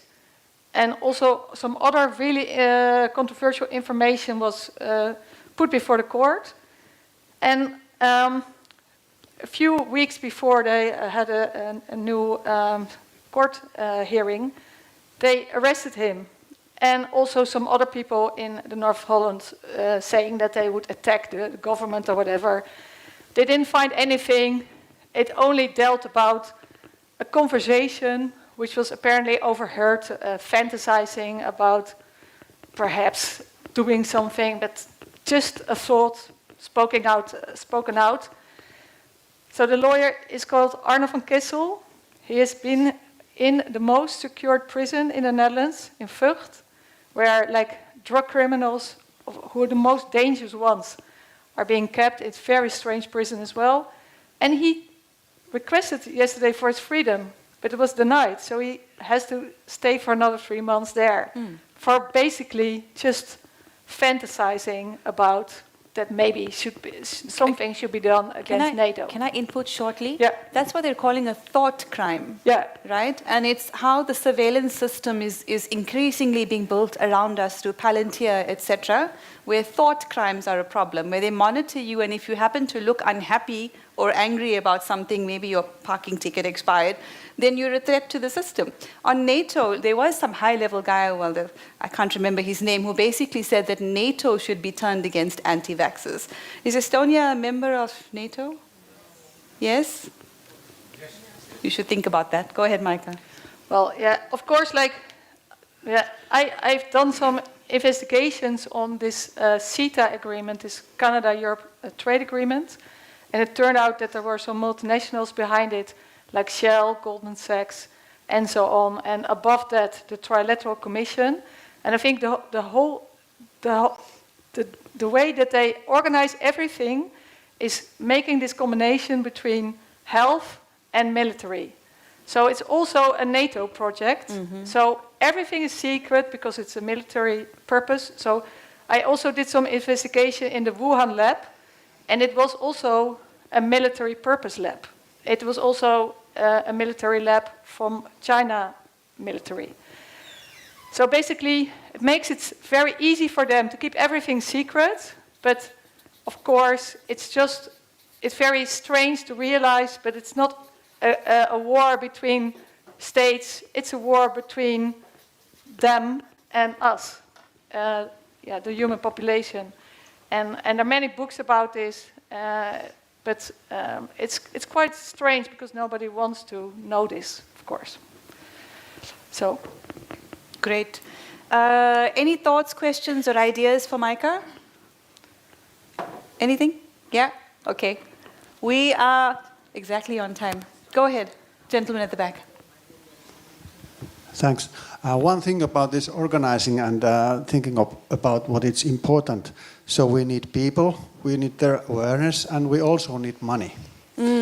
And we could combine this by organizing a very big crowdfunding campaign for World Council for Health, for example.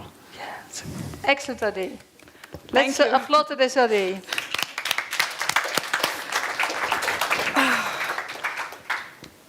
That comes as a huge relief to hear, because after Micah's session, I think, and after Reggie and Sebastian, Tess is going to do some of the highlights about our work at World Council for Health, and the challenge we have for you with those papers, pieces of paper on your seats, is to ask you to think of an idea to help us sustain the organization to continue doing the work we do.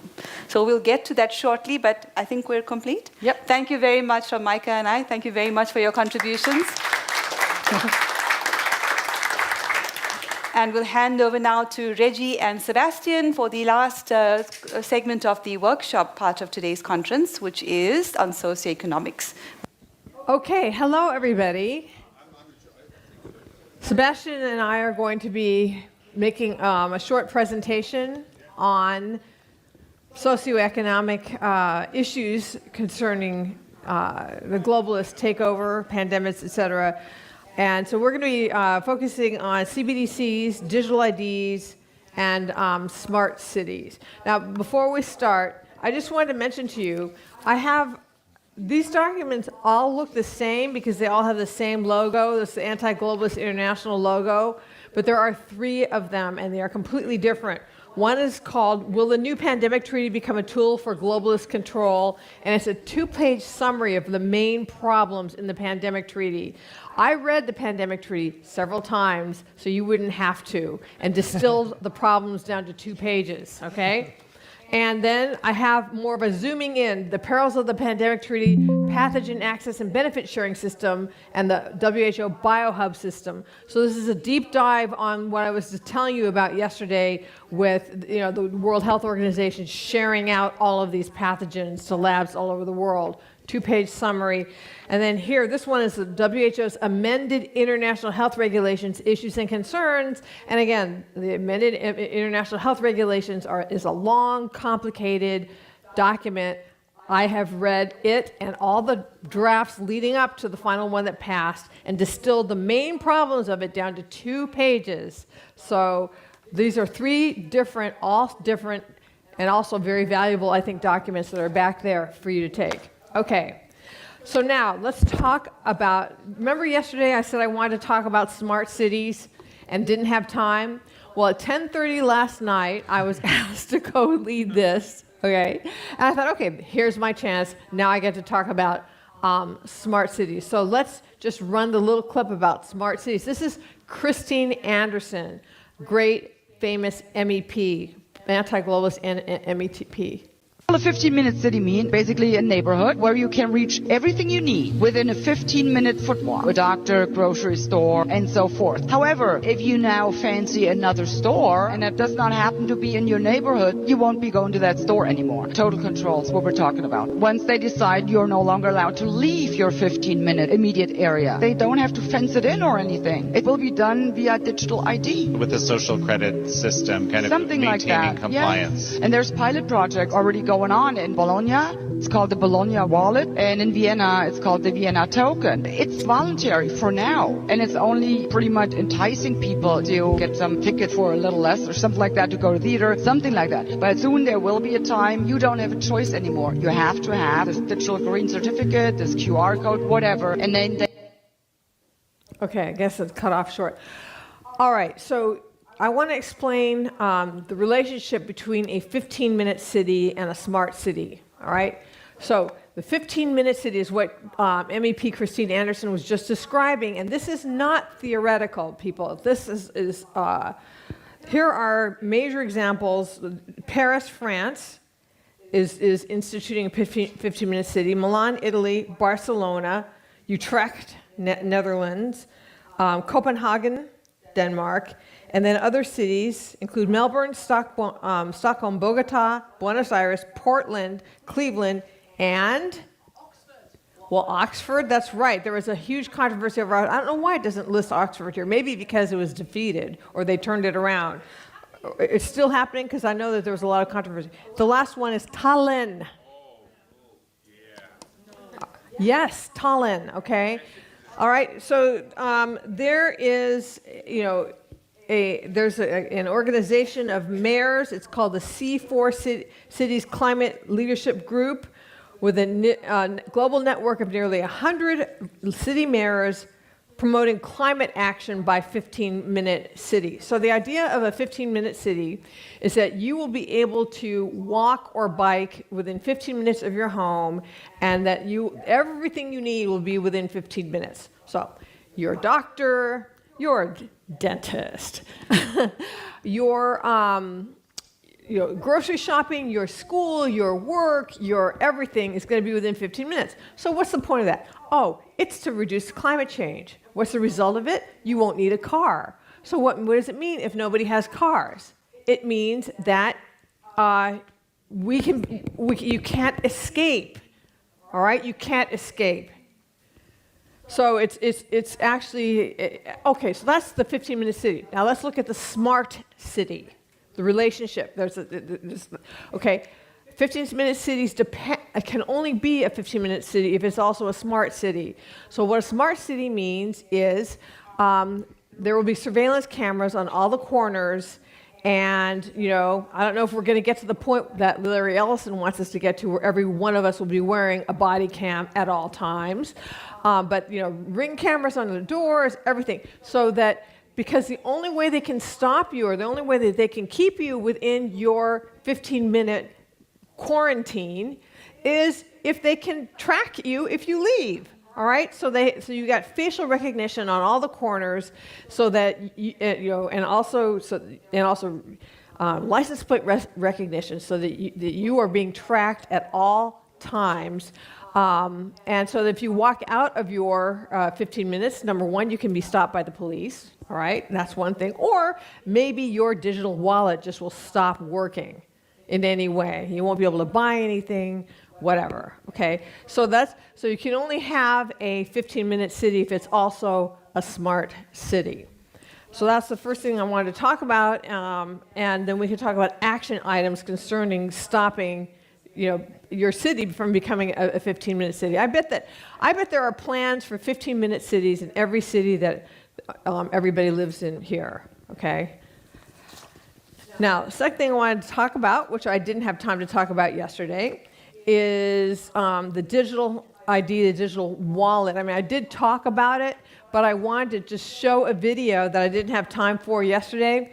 And what this video is it's actually by a company that makes these digital wallets, and they're trying to pitch their digital wallet to different nations so that they will hire that company to create their digital wallets. And so you can look at, how it will work.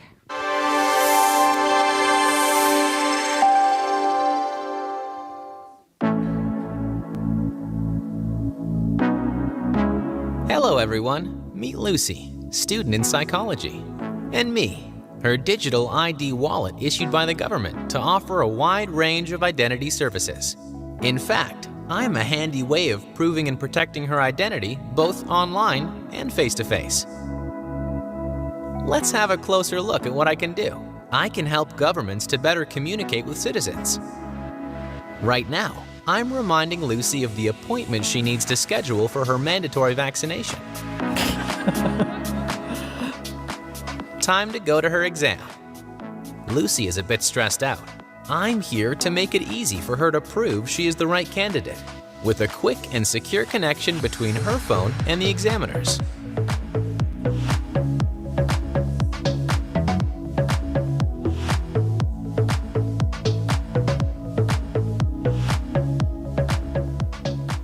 Exam passed successfully. Quick stop at the doctor's before celebrating, and no time to lose. On the way, Lucy uses me to declare her passport lost.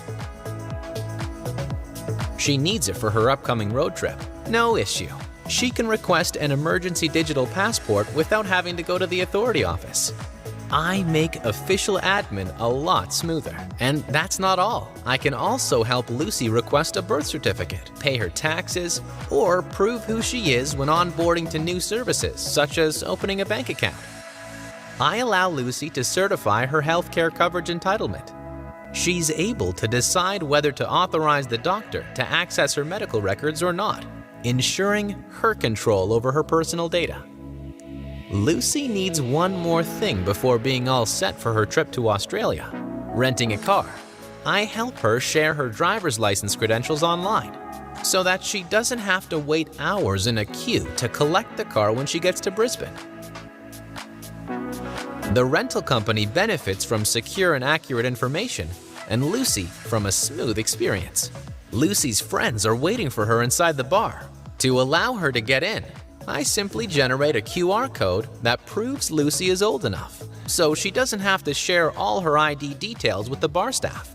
So yes, I'm Lucy's best companion. I protect her identity and official credentials wherever she goes. I provide secured access to public and private services and allow her to have full control over her data privacy. In other words, I give the right access to the right data to the right person. I am also trusted by governments to best support countries' digital transformation, fight against ID fraud, and deliver smooth public services. I am the Thales Digital ID Wallet.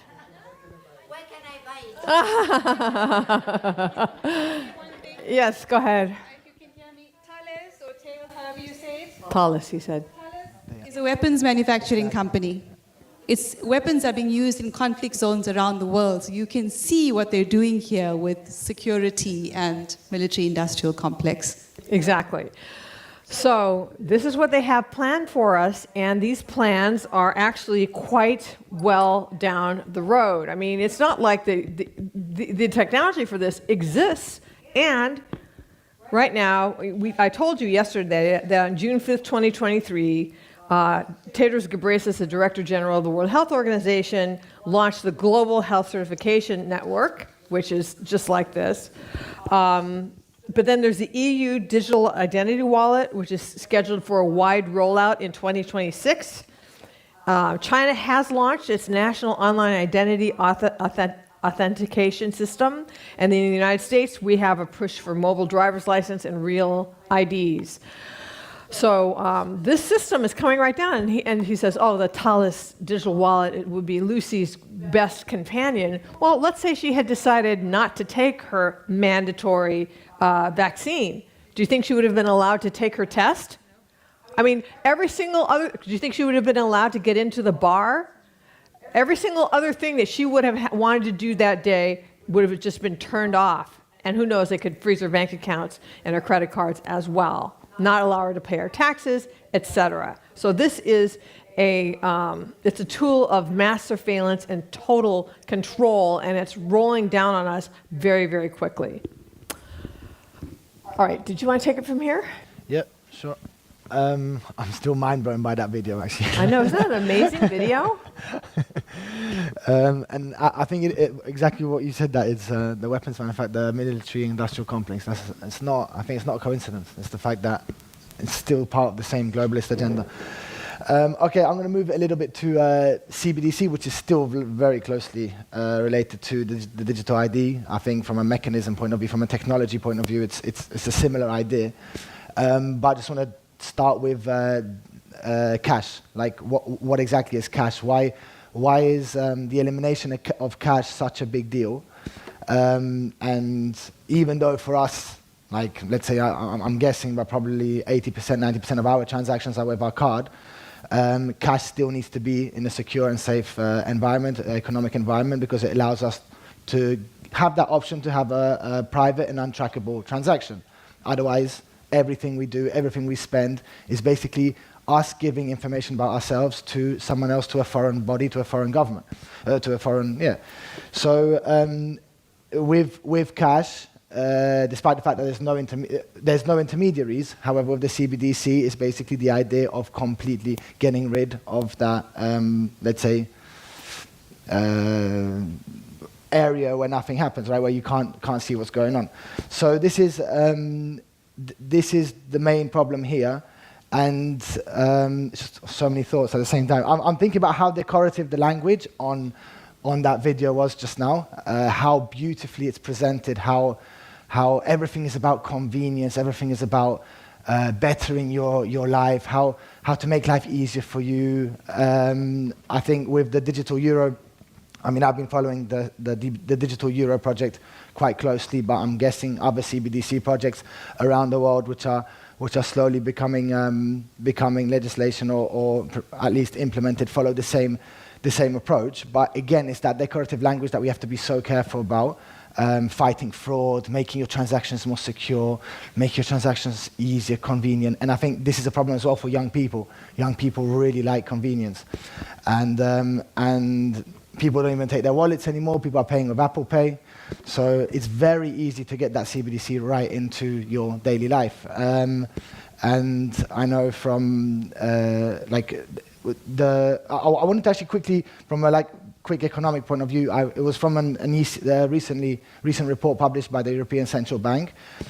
Just really quickly, what 10 euros, if the rollout of the digital euro is implemented, what would happen in the first 10 years with every 10 euro in circulation in the economy. So they calculated it, they're not hiding it. They said that for every 10 euros that they have, this is from the report, I'm not going to share it because it was just to save time. They said that 5 euros would be from people's cash. So this is in the first 2 years. So in the first 2 years of the implementation of the CBDC, of the digital euro in place, people will have given 50%, or for every 10 years, 5 euros of their cash into the digital euro system. Now you might be thinking, yeah, okay, but I just won't do that. Why? I'll keep my cash. I'll keep it going because right now the ECB states, the ECB states clearly that they will not be removing cash. That cash will still be an option for the economy of all the countries. However, what happens when they say that? If they are calculating that in the first 2 years, 50% of cash will be eroded from circulation, then you might start thinking, why? And there was a recent talk about President Ursula von der Leyen about the fact that she wanted to, let's say, accelerate investment into the military, into the defense. I don't know if you remember that talk. It was a couple months ago, and people were asking how, if there's about 10 trillion in savings, in people's savings of European citizens, how are they going to have access to that? And you might be thinking, okay, yeah, she's not going to take my money. But it's through incentives. So they're going to say, all right, give us your cash, convert it into digital currency, and we'll give you an incentive. So let's say the banks give you some miserable interest rate, so they'll give you, 6% interest rate, or they'll give you incentives for your daily life, or they'll give you discount vouchers, or they'll give you something that let's say, entices you to give that cash away.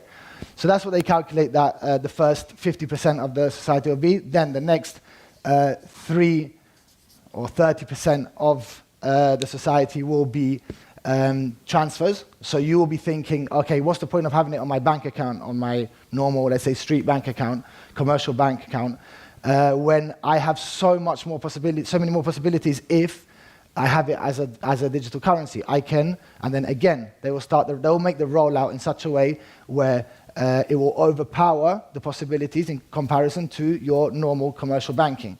So, for example, they'll say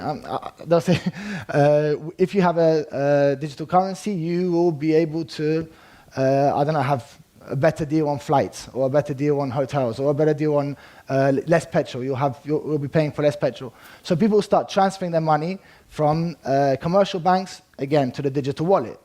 And sorry, that was the 3. My bad. And the last 2 is savings and investments. So whatever people have on Bitcoin or whatever people have on other assets, again, completely enticed by incentives, economic incentives. And I think this was really hidden in one of the ECB reports we were analyzing with one of the financial teams that we work with. And it really gave the idea that it's just outright lies, because they're saying the erosion of cash, we're not fighting cash, but really if in the first 2 years you're getting rid of 50% of the cash in the circulation, it's pretty scary. So that's the first thing. Now, yeah, we all, I think, appreciate and understand the importance of cash in our societies because it's freedom. But what can the CBDC do further? Like, what are the threats to us? And I think, again, we all kind of put the ideas together. We've spoken about these ideas yesterday and today, and it's basically coercion. First, it's the classic path of globalist policies. First, it's incentive, decorative language, good things are happening, it's all good for your convenience, and then when you don't obey or when you don't comply, it's coercion. So 3 quick examples of when bank accounts were closed. Nigel Farage in the UK had his bank account closed and blocked shortly after Brexit, but also due to some immigration issues and things he was saying. Enoch Berg, might not be as well known. He's an Irish activist, and he's a teacher, and he's been arrested for saying that men can't be women, women can't be men.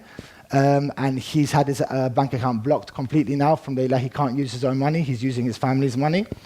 And the Canadian truckers back in the day during COVID is another example of when Justin Trudeau set out as a complete attack on them. And finding who the people were and closing their bank accounts. Now, we talk about vaccines, we talk about all these other globalist policies that come from different areas, but I think nothing controls us more than access to our money. I think our money is just, it wins. And if they have control over our money, they have control over us, sadly, but it's the truth. So yeah, I think this is like a serious wake-up call. Legislatively, for the digital euro, for those interested, I think it was a plan from the ECB 2 years ago. It's progressing really fast now at the Economic Committee of the European Parliament. It's set to go through the Economic Committee. Then the Parliament, there's no chance it will not pass the European Parliament. And then it will go out to member states, basically, to defend. And if you're in a country like Poland or Hungary that doesn't use the euro, then don't worry. There's already an annex to the European Central Bank report that the same mechanisms and the same structures will be used to, let's say, unify the approach, right, the digital approach. So the Polish zloty or the Hungarian forint will go through exactly the same path. So yeah, I really wanted to stress how scary this is. It's basically how sovereignty and freedom are eroding from a financial perspective. And yeah, if we are, we're working on it on parliamentary level, but we need to be realistic that it won't be blocked at that point. It's going to have to go to the member states. And what I think, yeah, that's pretty much. I think we need to really understand that these people are not stupid. They know exactly how to sell these things. They know exactly how to address a large proportion of society. They've got mainstream media on their side. They use excellent language and propaganda like we just saw. And I think this is the key concern. I think if they have power over our money, they basically have power over us. It's as simple as that. How do we stop them? Okay, so this is now we need to move, I guess, to action. But I just want to add to the whole thing about digital IDs and CBDCs and the way the China social credit system works is, it's about everything that you've said, but beyond that, it's also about thought control because they will be tracking, like in China, they track, and right now they're tracking for us, tracking, and you were talking yesterday about how they want to open up all of the encrypted apps, like so you think you're speaking to somebody in an encrypted way because you're on Signal or you're on Telegram or you're on Proton Mail. They want to open all of that up so that what that does is it stifles any kind of dissent. I'm sorry, but this is dissenting. We're kind of like dissidents. It's strange. I never really thought of myself as a dissident, but we were talking last night about how we are we're dissidents. I mean, I've been dealing with Chinese dissidents for so long and like helping the dissidents, and like now I am one, okay? But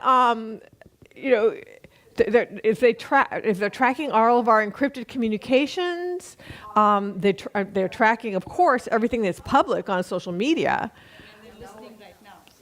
Yeah, well, I mean, this is going to be live streamed. This is being live streamed, or maybe I don't know if this section is being live streamed. Oh, right, all of our cell phones are listening to us. Okay, our cars, and so what I'm saying is, this is a way of stopping any kind of dissent even before it happens. Remember, I said last night that governments under the pandemic treaty need to prevent misinformation and disinformation, not just censor it, but prevent it. Well, how are they going to prevent me from getting my message out, or you or anybody else from getting your message out? Well, they can look at all of your social media posts, look at your encrypted communications, look at your internet search history. Boy, you can learn more about anybody from their internet search history, I think. And to say, you know what? This Little John girl here looks like she could say something that would be misinformation or disinformation. Therefore, we are going to detain her because we have to prevent that from happening. Or just shut her off by CBDC, cutting her off from her credit cards or her bank account. And so this is a way of exerting complete totalitarian control and stifling any chance of any kind of an alternative system, like even the World Council for Health or whatever would be seriously endangered if all of this came through. So anyway, it's just, we have to stop this. So let's move to how are we going to stop this? Just quickly to add on that, very quick, I think it's important to recognize how coordinated these attacks are. At the same time, everything suddenly is happening. We were talking today at breakfast about the chat control. It's happening now in October. The Digital Euro, their deadline is October. The Agenda 2030, a lot of their milestones are 2026, 2027. It's now. It's a race to the finish line. This is how I see it. I see this as being a race to the finish line. I feel like the globalists are trying to snap the trap shut before we know that we're in a trap. Okay, and that's why getting the word out is so important, and just trying to raise the awareness of this so people even know that this is happening, so that we can try to escape or to prevent it before it snaps shut. Because once it snaps shut, once all this is in place, we're not going to be able to have conferences like this. Yeah, exactly. So firstly, raising mass awareness. Right. Number one, raising mass awareness. Okay, go ahead. Yeah, no, I think it's slightly off point, but we've got to realize that what we're dealing with are fiat currencies. What? Fiat currencies. Fiat currencies, right. Concept. And these are being inflated away. That's right. So, your money is losing value. And that has to be kept in mind as well. And this is a reality. Many people, they say only 1 in 10,000 people actually understand money. What 1 in money 10,000? And it's 1 in 10,000. And it's fundamentally, a fiat economy is one where it's a promise.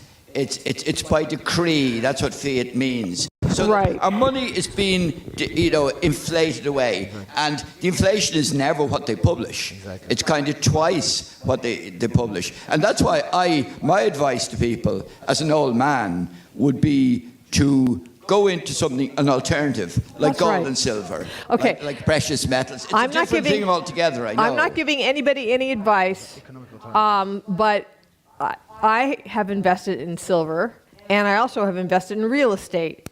It's like real property, you know? So I don't leave my money sitting, or try to not leave money sitting in the bank, because you never know what's going to happen. I'm not a financial expert, so my advice is worth nothing. Right, my advice is worth nothing. I'm just telling you what I did. What I'd say is that's you've got to have an alternative. Put down gold and silver and real estate. Yes. Yeah, I think we need to raise awareness of the broader issue with this unregulated digitalization, because this is what's facilitated it all, and also the dangers of our addiction to mobile phone technology, because that is the root cause. That is how they've been able to roll it all out. So awareness of the health risks as well as the threats to our sovereignty through our addiction to mobile phone, and actually teaching people to step back from their mobile phone addiction, to actually regulate their habits and detach from it, and then do what others have suggested, and that is to start setting up other communities that can exist without that can set up a parallel system that's trading and doing other things. Right. So, I mean, another part of that is I would encourage everybody here. Alexandra, wait a minute. Am I getting your name wrong? Is her name Alexandra? It is Alexandra. Was talking about the sparrow that watches the 7 sparrows around it, and that everybody should pick 7 people that they want to fly with, okay, if things happen, and put intentional energy into building relationships with them, okay? So like prioritize 7 relationships. Okay, and then the other thing about regulation, like in the United States, the idea is we have to beat China in AI, etc. And then everybody goes, okay, well, you want to beat China? I mean, just go ahead. I mean, I am a Chinese Communist Party. I'm actually the number 2 person in the world they hate the most. I've been told that twice. Okay, which I think is a badge of honor. Yeah, but we need regulation on AI. We need regulation on all of this stuff. Okay. It can't just be unregulated. The problem with regulation is that you regulate stuff, you get stuff that you can live with, and then you get some kind of a totalitarian fascist freak in office, and they'll use the infrastructure and just ignore the regulation. So that's another problem. Okay, next. Okay, I would just add a very quick, simple one: defend cash. Just keep defend cash. Use cash. Who else wants to speak so we can get? Okay. There's a couple of things. So. Talking about gold and silver, when you buy it, don't buy paper, buy the physical gold and physical silver. Right. Oh, right. That's important. That's right. Like I have silver in my house. Yeah. And then another thing. I'm not telling you where I live. I'm not telling you where I live. That's a secret. And then another thing is that we could use the same weapons that they used against us or try to manipulate us. So I'm talking about this video, what you had there, which was very telling video.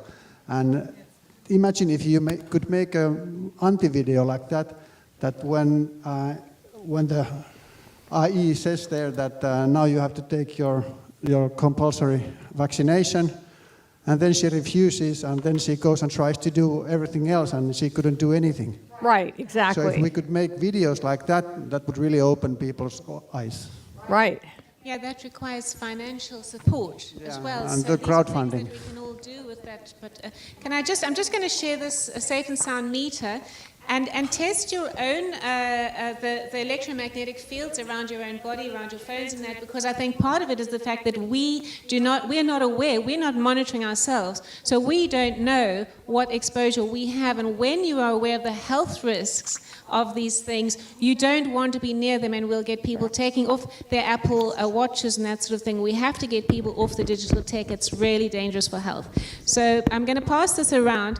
If it's flashing red like that, so that's, look at that, 600,000, 10 microwatts per meter squared is the sort of recommended level of exposure in your surrounding. So if you're carrying that on your body, it's going to be affecting your health. Weight gain, infertility, all of this stuff is part and parcel of chronic exposure to electromagnetic fields, radio frequency radiation. So everyone should have one of these. They cost about £400, but they're cheaper ones than you can get. And I'm encouraging you to have it, because if you don't know the health risks, then how can you educate other people? You'll see I'm wearing a badge that says EMF off. That's good advice for everybody. Keep your mobile phones off. No e-smogging is another part of our campaign to reduce mobile phone exposure. E-smogging, it's like smoking. When you go and sit next to somebody with a mobile phone, you're actually exposing them to your smog, but because you can't see it, you think it's okay. So it's an awareness that e-smogging is worse than smoking. Smoking you can see and move away. Okay. Thank you. So let's stay. Okay. We got just a quick question for Sebastian and Xenia, actually, because you are the generation I want to hear the answer from, which is to say that my children use their phone for paying. And you know, all these ideas that we come up are really good and very nice, but the only thing is that there is the reality, and I'm always confronting to the reality. How would you advise your friends with that kind of measures? For you too. The young one. It's a very good question. Do you want to go first? No, go. You can start. So the question was what I will advise to my friends. No, firstly, I want to say that I don't have lots of my age friends. Really, it is honestly. So I don't know whom I need to tell advice. But maybe among these people who I know, yes, I told them.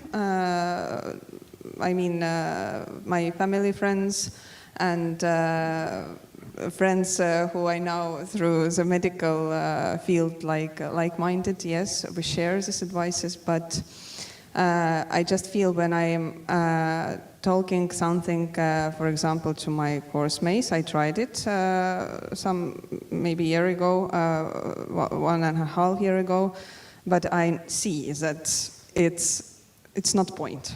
It's really not point, because they don't understand. They are so in different line.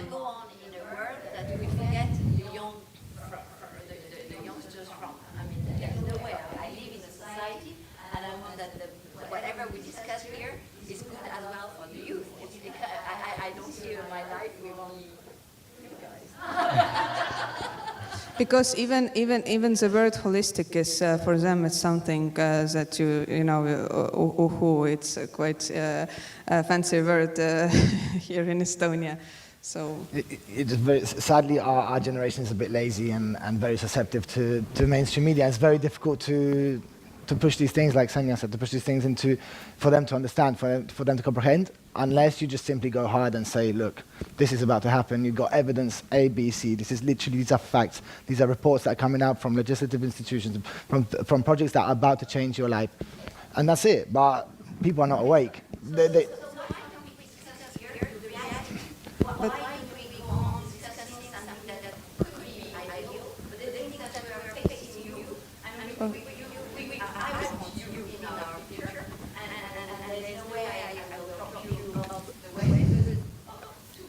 But that's a good. But we need to cut from the fact that what could happen and just start assuming it's happening. Just the narrative should be this is happening. Yeah. Change the narrative.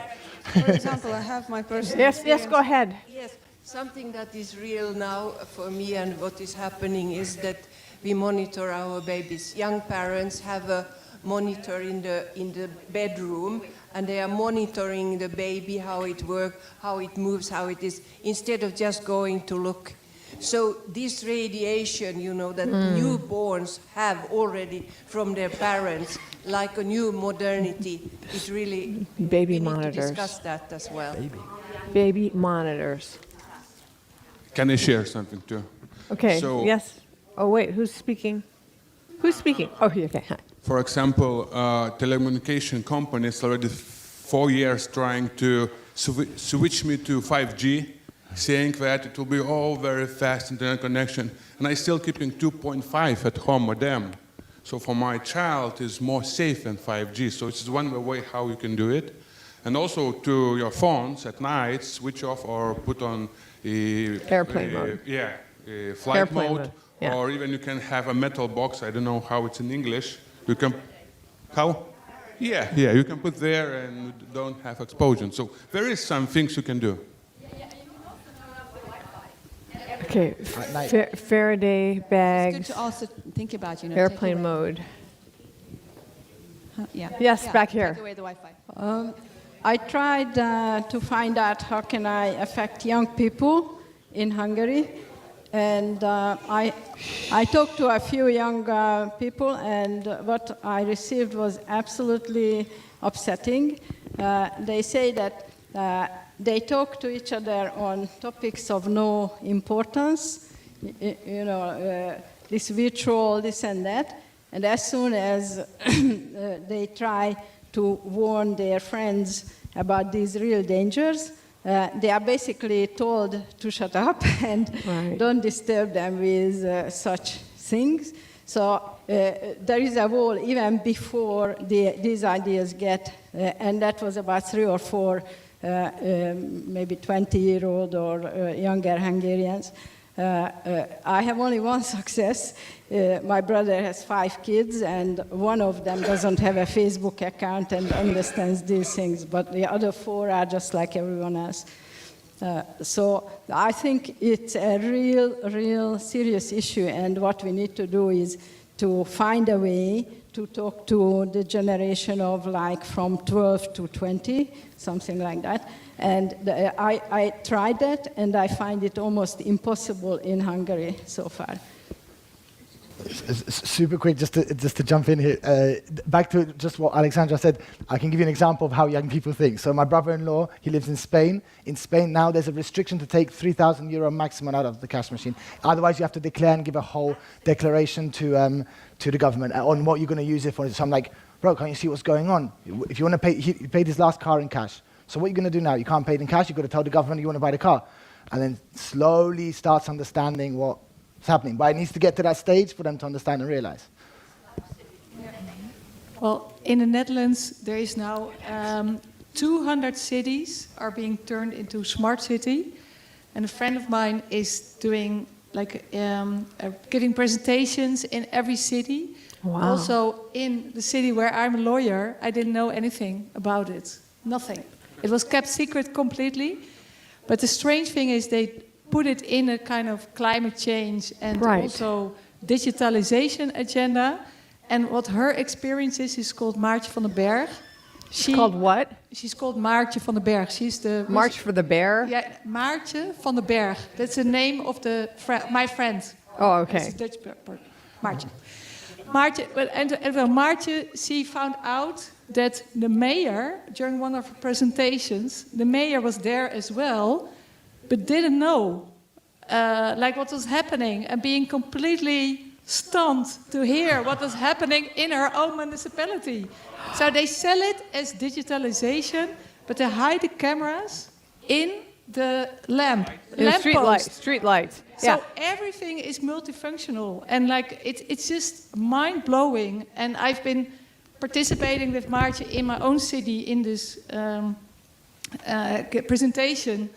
And of course, as a lawyer, I can say, surveilling is illegal.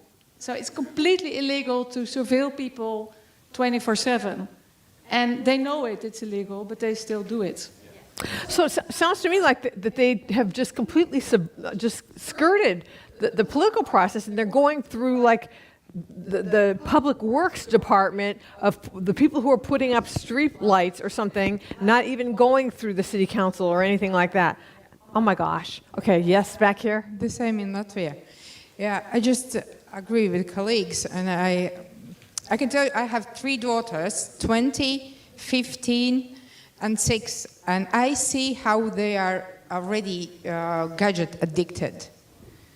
No matter how I try to keep them off them, there's mission impossible. But I agree that Tess said that we should educate society, but we should start with even kindergarten and school, because it's already in school educational programs. Robotics in kindergarten, and everything in ID. You can receive your dinner in school, show your QR code in a phone. So how can we impact these educational programs? It's approved in government, and they must comply.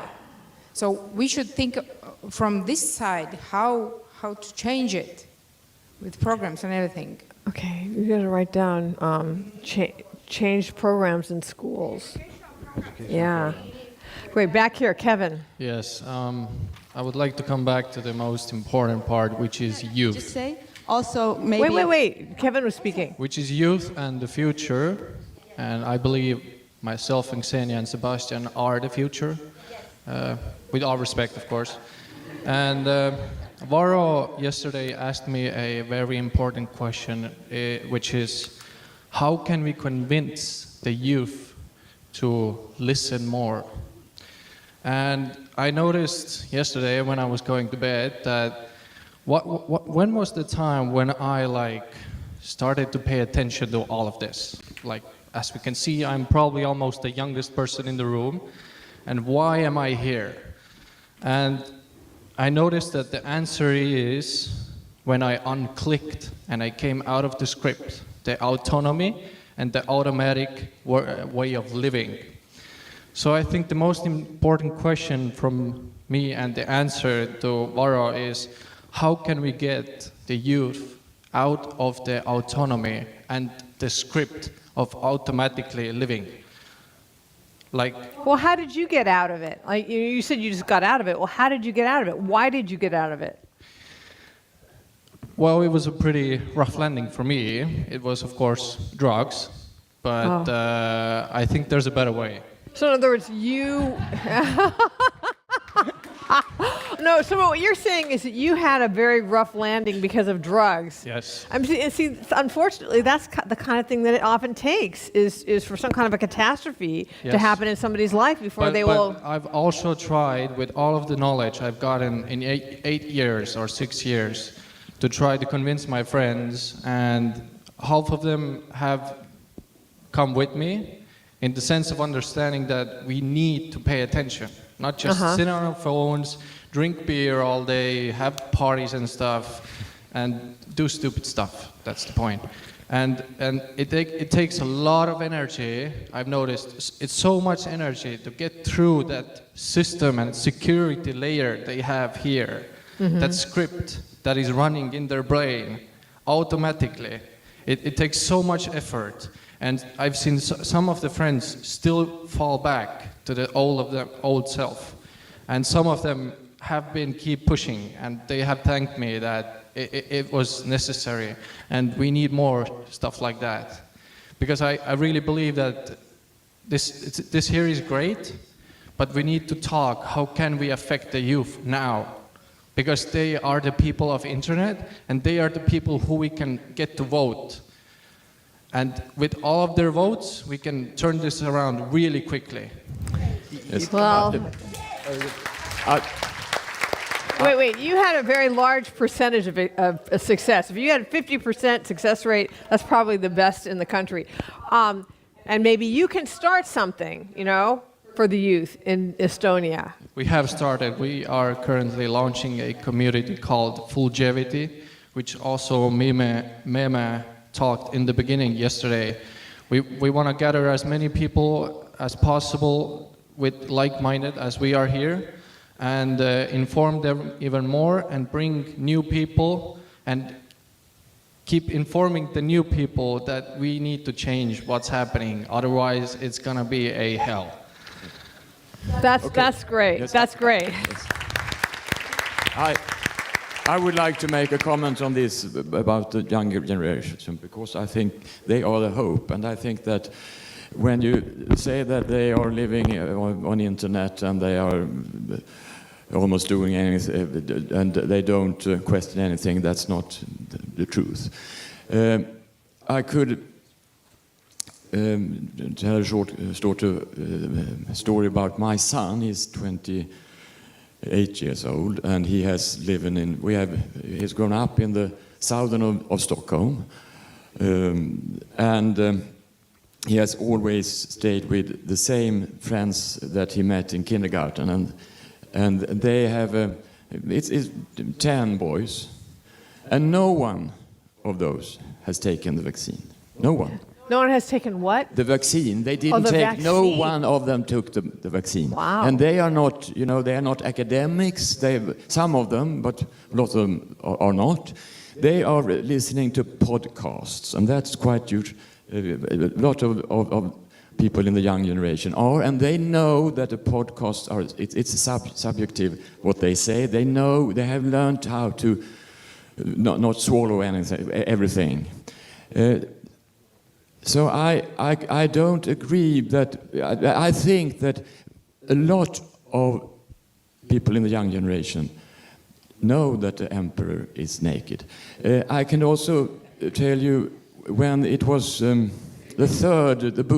third injection, mRNA, with the COVID vaccines, it was a minority of all people up to 30 years of age in Sweden that took that one, because they could see that it was worthless. Okay. Did you want to say something? Can you hand the mic over here? And then, Helen, how much more time do we have? Because I know that Tess wanted some time. It's over? Okay, yours going to be the last comment. Oh, they turn your mic off just to let you know that it's over. Why don't you just stand up? No, wait, stand up and just address the room. You can speak. Stand up. Oh. In the young ones, or gender what? Gender gap. Gender gap. Young boys and men are fully aware of what's happening in the world, as we heard. Young boys, they know what's going to happen. They don't. Some of them, they don't take vaccines. But the problem is with the young women. They are totally brainwashed. What, the young girls is what you said? Young girls and young women are totally brainwashed. There are some exceptions, of course, but usually boys, they follow podcasts and they know the other side. That's true. They're easy to brainwash. Worry about the future. The nature of women is they tend to worry about the future, whereas men tend to live in the moment. I think these are big generalities. All right. Well, on that note, can I add one more yes, thing? I think yes. Let him have the last word. We haven't spoken enough about politics. I mean, at the end of the day, we got people in government who technically we still vote for. Let's mobilize. I mean, as citizens know, we do election season campaigns, so we tell people what will happen if this guy's in power, and we need to mobilize hundreds of thousands, millions, to get these bastards out of government. That's our first thing. As everyone, we all live in countries where we still vote, where we can still have an influence on some kind of change. Let's start from there. Let's start mobilizing people, expressing what these guys in government are doing, and telling people around that, raising awareness that if we continue this path, this is a globalist who's taking your country to this, who's going to threaten your freedoms, and all these projects are going to facilitate with these kind of governments in power. There are small parties that are rising up, small still, but we need to support them. We need to get behind them. We need to find alternatives to the status quo. We need to find alternatives to the establishment. This is the problem, because otherwise they're the ones with the power, and we're just talking. And really, we need to use also our democratic vote to influence, as much as that's worth, because we all know that still has its limits. But I think we haven't spoken enough about the political side. We need to press on our governments, local level, national level, and then of course institutional level at most.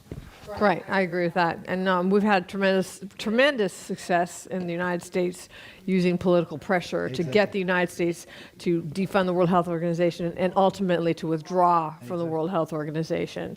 So we know how to do this. Good things can happen still. Yeah, good things really can happen through political action. Exactly. Okay, I think that we have to be done now because Tess would like to speak. So thank you very much.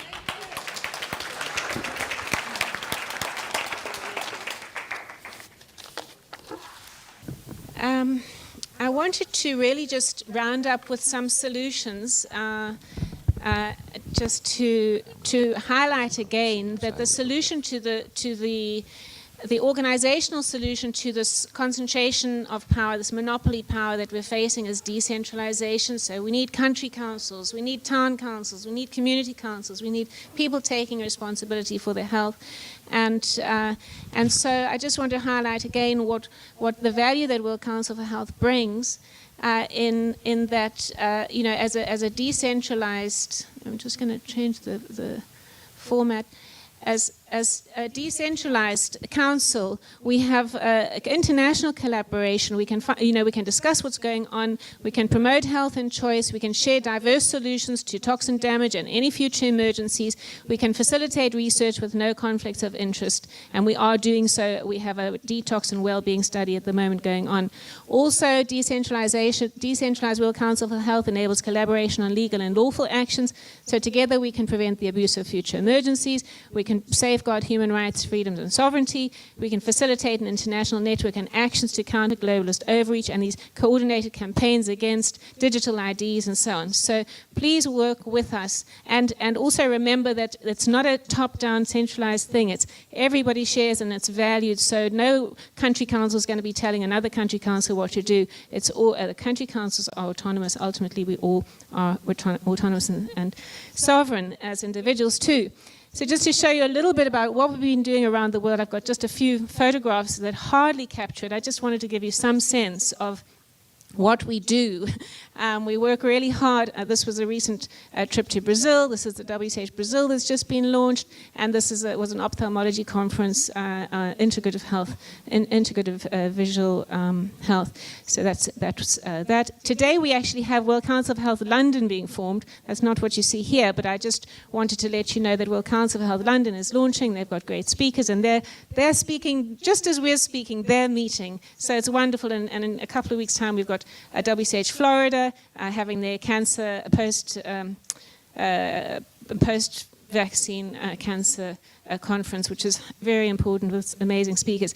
So this is what we do each week. So we have a representative from each council. We have one week is for Eastern countries, the next week is for Western countries. So the representatives meet maybe twice a month if they can, because everybody's voluntary. You know, remember the council is also part of the decentralized strategy. Is that apart from the core team, which we sustain ourselves as best we can. The individual countries are responsible for their own funding. So the financial thing's also decentralized. It makes sense, you know. Everybody's decentralized. This is community outreach in Tokyo last year. And I wanted to just highlight we are on the EMF 5G issue. We are really pushing to raise awareness about this issue with radio frequency radiation. People are completely oblivious. We have our young people walking around, forget about the mental impact of these mobile phones and this incessant stimulation. They are becoming infertile with these phones. They wear them here, they wear them here, they wear them here, and people need to know that these things are really harmful. So I just wanted to show you, this is a campaign that I think will work. We have badges, okay? Now in the UK, this is the young people like this badge because in the UK, snogging means kissing. So if a young, beautiful girl or man wears a no e-smogging with a little mobile phone there. E-smogging is the smog around a mobile phone. Okay, you can't see it. It's e-smog. And so it's in the UK it works. I don't know if it works in other languages or in other places, but this is really fun. And when these are badges that are easy to give out to school children, teenagers on the bus and that sort of thing. And there are young people who I see at the market on Saturdays, and they are fed up with their friends always on their phones and that. So this is, I think, quite a nice badge. It'll work in the UK. Again, it's about dissemination, getting it out there, and funding for that sort of initiative. This is another one, EMF off. It's also slightly humorous because obviously it sounds like you're swearing at somebody when you say EMF off. But, so it catches the eye, it gets people thinking, and ultimately it's just one of the things that there's also why fry your brain? You know, another thing just to get people thinking, oh, could this be frying my brain? Yes, it is. It's frying your brain. Don't hold your mobile phone next to your ear. Put it on speakerphone if you're going to use it for speaking. Don't hold it here. It's dangerous. And also just to say that we have an eSmog Enders course coming soon. eSmog Enders, to teach people to change their habits around their mobile phone use, and that's what needs to happen. Is we all need to change our habits. It's about good mental and physical hygiene at the end of the day. So sovereignty, it comes into that, not being, being yanked by your phone all the time and, another text, oh, I've got to go and do that, or have it with my dinner, or it's my daughter, I have to take it, or whatever. It's about self-control. It's about not blindly following orders or being led by your mobile phone or whatever. So sovereignty is our key message. And then just to run through quickly what, a brief summary of what we are relative to the WHO. The WHO is about health security. We're about health sovereignty. The WHO is centralized top-down. We're decentralized bottom-up. They have a corporate partnership. We are grassroots partners with many, many grassroots organizations of advocacy. They are profit-powered. We are people-powered. They have a One Health aim. Our aim is to is for individuals to be healthy. That's the center of a healthy family and society. They have a plan to prevent disease with 500 genetic vaccines by 2030. We plan to remove the cause of disease. Let's identify the root cause of why all our children are sick, why are we all sick, why we have all this chronic disease, and get rid of those causes. Mostly they're caused by corporations. So they have this absolute drive towards technology. We are founded in nature and natural healing modalities. They believe they can derogate the individual rights and freedoms for the greater good. We believe in upholding individual rights and freedoms. They consider human beings to be a threat, and they want to share pathogens. So they want to safeguard pathogens, and they see benefit in sharing them. Whereas we consider human beings a benefit, and certainly should be together and not isolated. And obviously their thing is toxin surveillance, fear. It's a fear-based agenda, and we are about a love-based agenda based in health, freedom, and sovereignty. Great Reset versus a better way. So I hope you can see the World Council for Health is our vehicle for great change that is happening whether we want it or not. And we can use World Council for Health to promote health and sovereignty around the world and to maintain our own, restore our own health and sovereignty.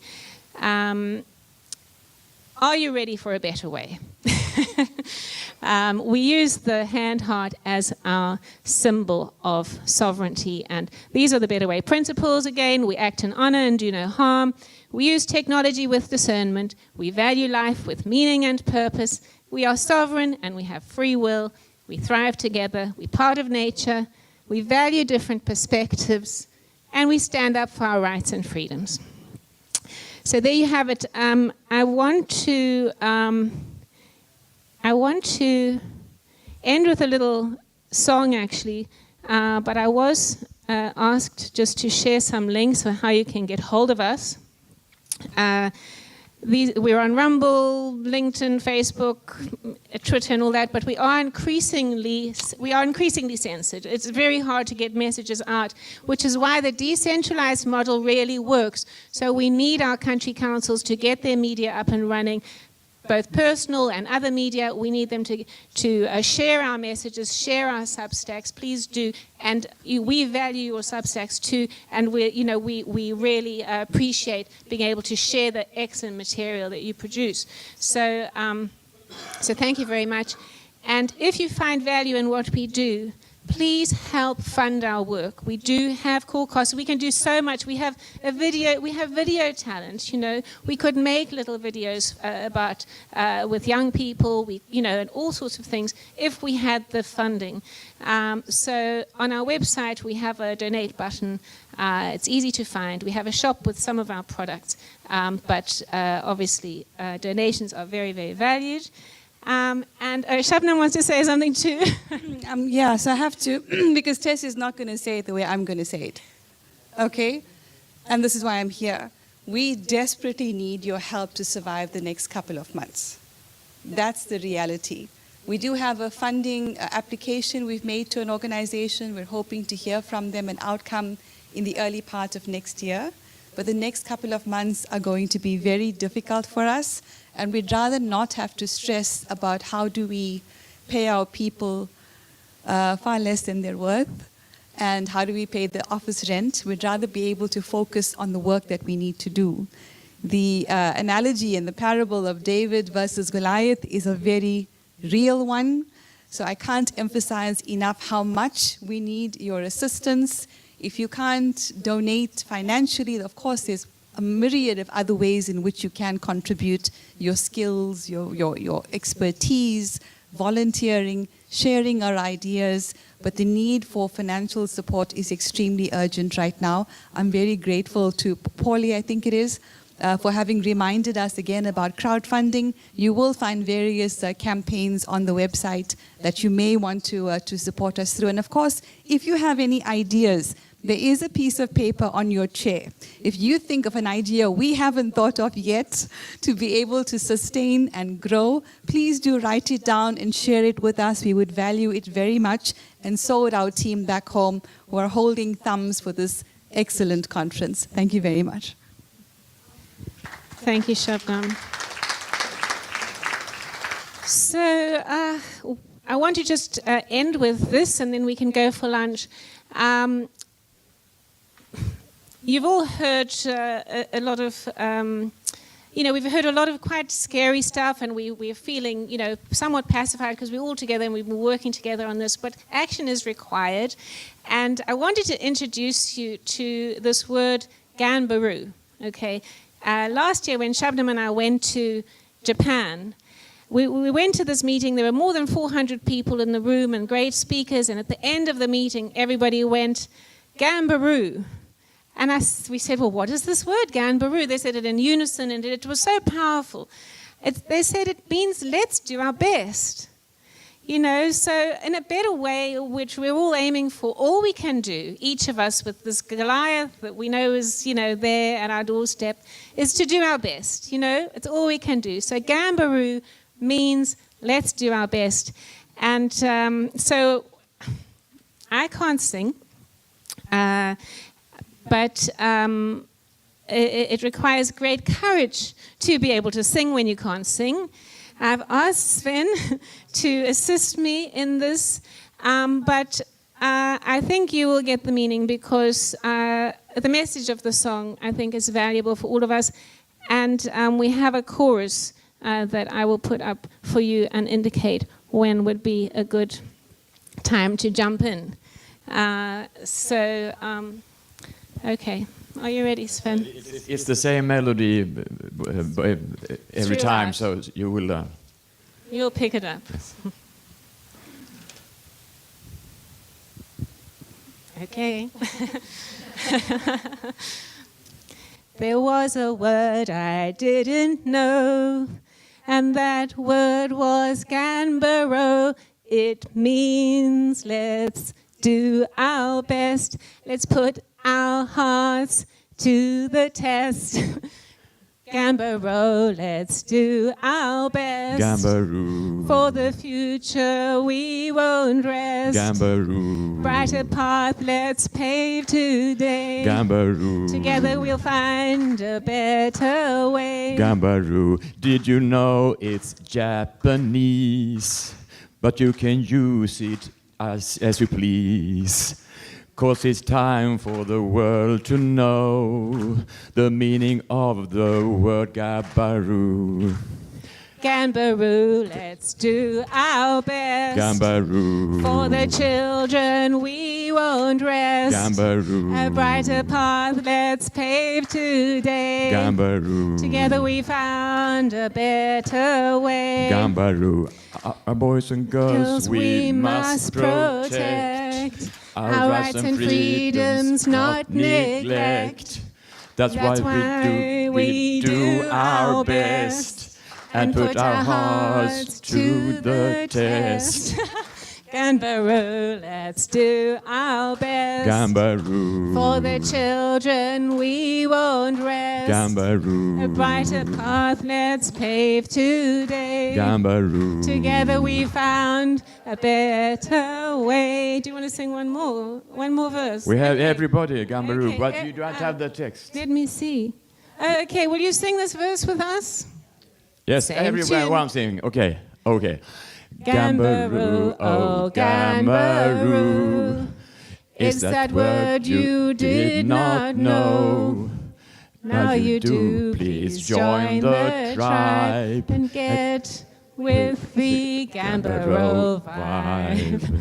Gambaro, let's do our best. Gambaroo. For the children, we won't rest. Gambaroo. A brighter path, let's pave today. Gambaroo. Together, we found a better way. I told you I couldn't sing.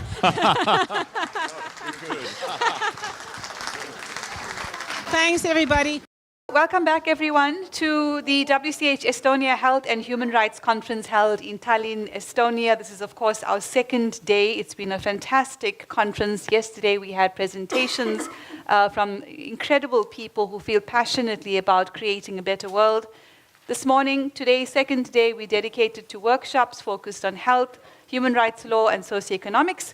And this afternoon, we have talked about some ideas around the Tallinn Declaration and what the process should be. Shortly, we'll embark on the last part of today's conference. I'm feeling a little sad already, but what I am happy about is what we did earlier. The discussion that we have proves that we can sit down together and have different perspectives and discuss them robustly but respectfully. I think it's a real example to people, not just in Estonia, but around the world, as to how we, the people, can create our own future, how we understand our own challenges, how we can come up with solutions, and we don't necessarily need experts as defined by the authorities to tell us what our challenges are and what the solutions to those challenges are. So thank you very much for participating in this process. I think we're just missing Micah. She should be with us shortly, but we're getting mic'd up. If you're watching us online, thank you very much for joining us for the last 2 days. You will be able to watch the conference both yesterday and today on playback, and we encourage you, of course, to do so. With regards to the last session that we've had on the Tallinn Declaration, we've done some good work in talking not only about the title and the subtitle, which is important. The framing of the document is very important, but also about the context that it arises from this conference and our thoughts on what the purpose of this document would be. And we also proposed and agreed on the following, that we would create a process so that people who participated in the conference can engage further. We will meet, we will make time to meet so that we can draft the content section of the document. We will create a short section and a longer version that brings together the elements that have surfaced today, which is the human rights, but also the practical activism and marketing. In other words, communication skills to be able to reach as many people as possible. We do, of course, have the option to include practical solutions in the guide or a guide arising out of this conference. So we have a couple of options. And of course, there will be a press release that summarizes the highlights of this conference. So with that being said, thank you, everyone. You've been amazing. It was such a joy to actually behold this process, because I think generally we rely on governments to make decisions for us, right? We don't engage in the processes. We don't know what the Constitution says. Maybe we don't even want to engage in those processes. But how beautiful it is to be able to feel empowered enough to be heard, to speak, and to make decisions. I think that's beautiful. So we're going to move on from this part of this afternoon for the next hour, and we'll be talking about essentially highlights and reflections from the workshop this morning. Anything you didn't get a chance to say, but then later on thought, oh, I really should have mentioned that. Or perhaps something was sparked through a discussion with somebody that you had either yesterday or today. So that's what we're going to do. And of course, if you have any interaction, a comment, a question, or an idea, of course, we value that very much. I'm sure that somebody will assist us with the mic, so of course we can hear you as well. Does that sound like a good way forward? Yes. Okay, so who would like to kick us off? Anyone have any thoughts that come to mind immediately that you want to highlight on day 2 of the Tallinn conference? Well, I would like to say something, yes, Shabnam, because I co-hosted the first workshop this morning with Dr. Jan Rugby from WCH Scandinavia, And what we had decided to focus on was the WHO collaborating centers and the GORN centers. And these are centers that work in collaboration with the WHO. It's a network of more than 800 collaborating centers and 310 GORN centers that have been established by the WHO around the world. And there are really many in Europe. There are 50 collaborating centers in the United Kingdom. There's 72 in the United States. And in Estonia, there are none. Interestingly enough, although Estonia has a separate agreement, which is a WHO country cooperation strategy, where it defers guidance and policy making to the WHO with regard to preparedness, strategic preparedness. So, we discussed, how the WHO influences country governments in different ways, or acts as a supranational body that actually is governing countries without the country governments playing a role. And this is particularly relevant with regard to campaigns to exit the WHO, for example, because such campaigns, a country could exit the WHO, for example, the United States has said that it's exited the WHO, but it has these 72 collaborating centers, and I think it's 34 GORN centers. So, and these centers include key United States institutions like the FDA and the NIH, the NIAID, which was obviously Dr. Anthony Fauci's institution that had a big role to play in the COVID crisis that's just been, which has obviously left its mark on everybody. So we had quite a robust discussion about how exiting the WHO really is insignificant when the WHO has such a huge influence in a country, in its institutions, its universities, and its key governmental institutions. Absolutely. I thought you and Jean did a fantastic job, and shout out to Lucinda van Buren for all the amazing work she's been doing behind the scenes. It truly is incredible. What was very heartening for me was to see people engaged on that question of the FOIA. So freedom of information applications that we are encouraging citizens, people you should be the decision makers in your country, you have a right to information. So I thought the ideas that came through on what questions or what documents we should be asking for was very significant. Any thoughts on what stood out there for you?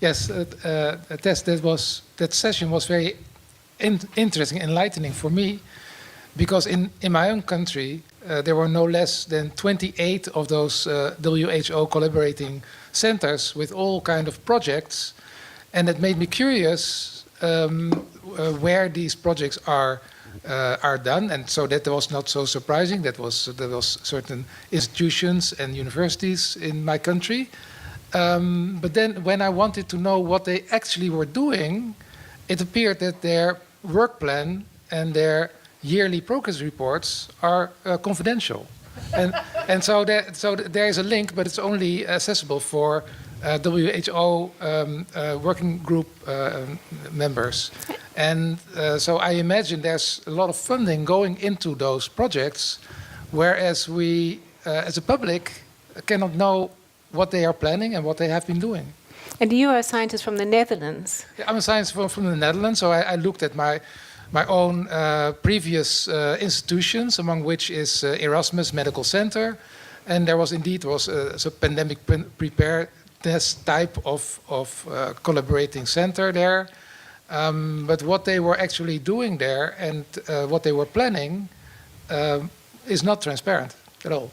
Yeah, and these agreements with the World Health Organization, they can be for a minimum of 4 years, but often they've been renewed many times. And if you look at some of the new contracts, they are looking at pathogen storage of rare pathogens like viral hemorrhagic fevers, rickettsias, which cause Lyme disease, the pox viruses, and anthrax, and all these sorts of things things, and so it really does raise questions as, why do we need to store all of these dangerous pathogens and mess with them and then make them accessible in a confidential arrangement to the World Health Organization rather than country governments. So these are the really interesting things we've been discussing. That's right. I mean, I'm all for pandemic preparedness. I think that's an important topic. But the best way to prevent pandemics seems to me now is to not to collect dangerous pathogens in a intransparent way all over the world, because that seems like a no-brainer at this point. Yes. So I was again also very interested by this panel, because it was really eye-opener to see the in-depth functioning of the World Health Organization at a level that I am not used to check.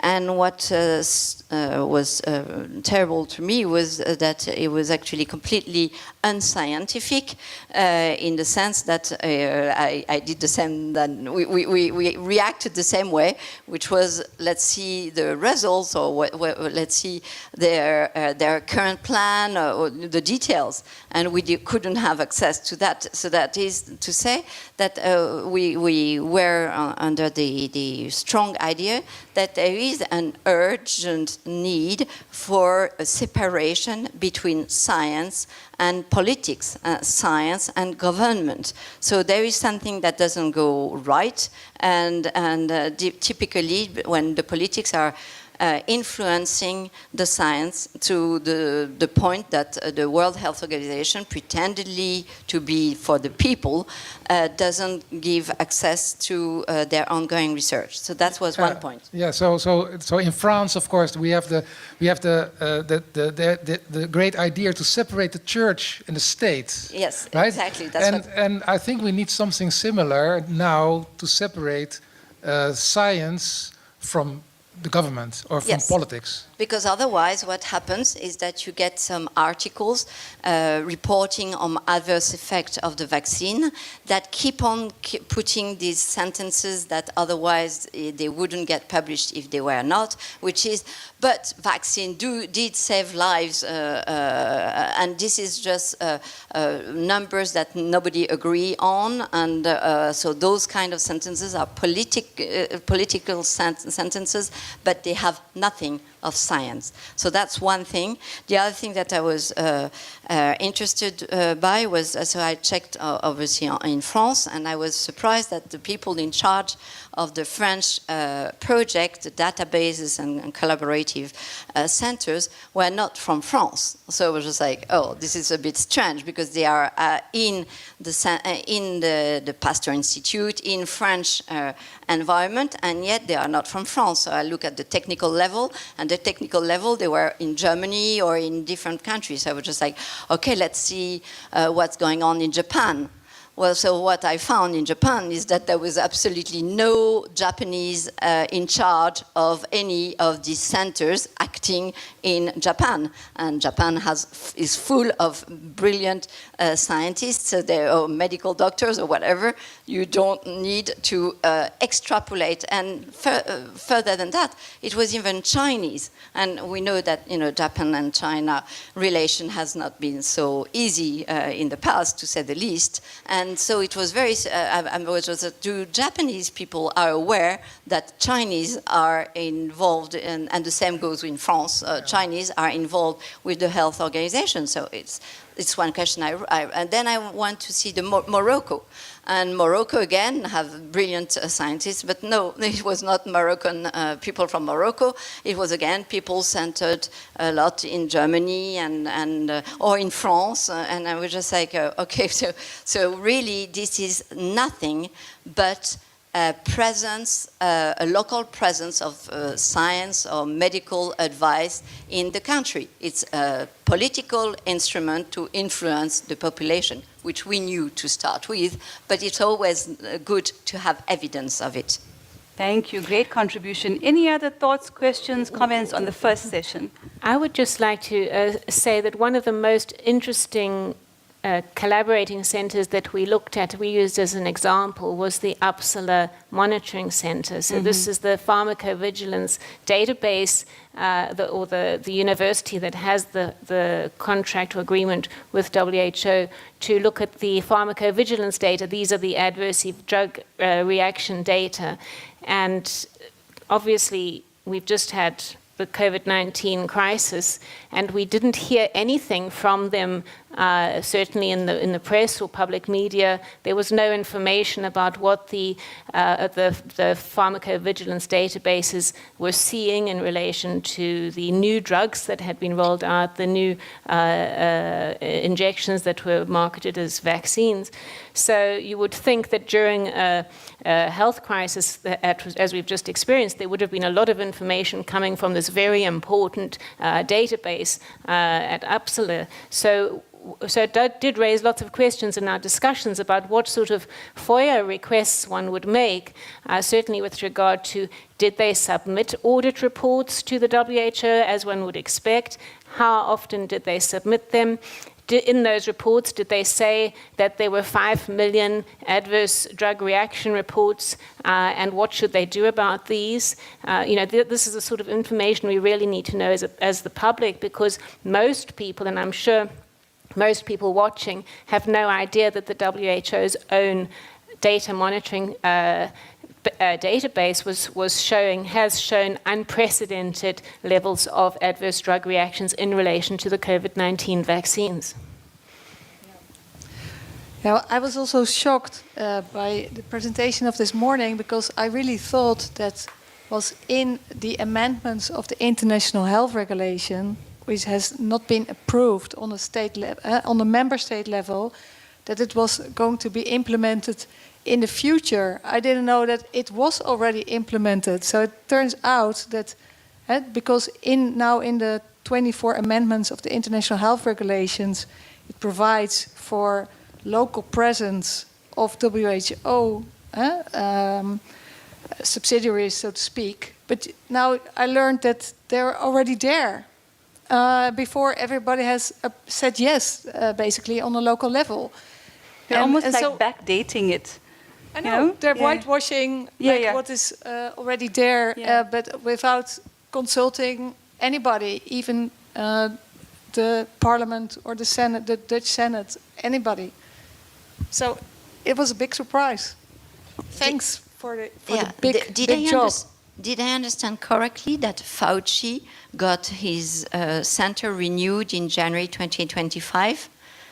Well, the NIAID is part of an agreement, or a contract or terms of reference with respect to a particular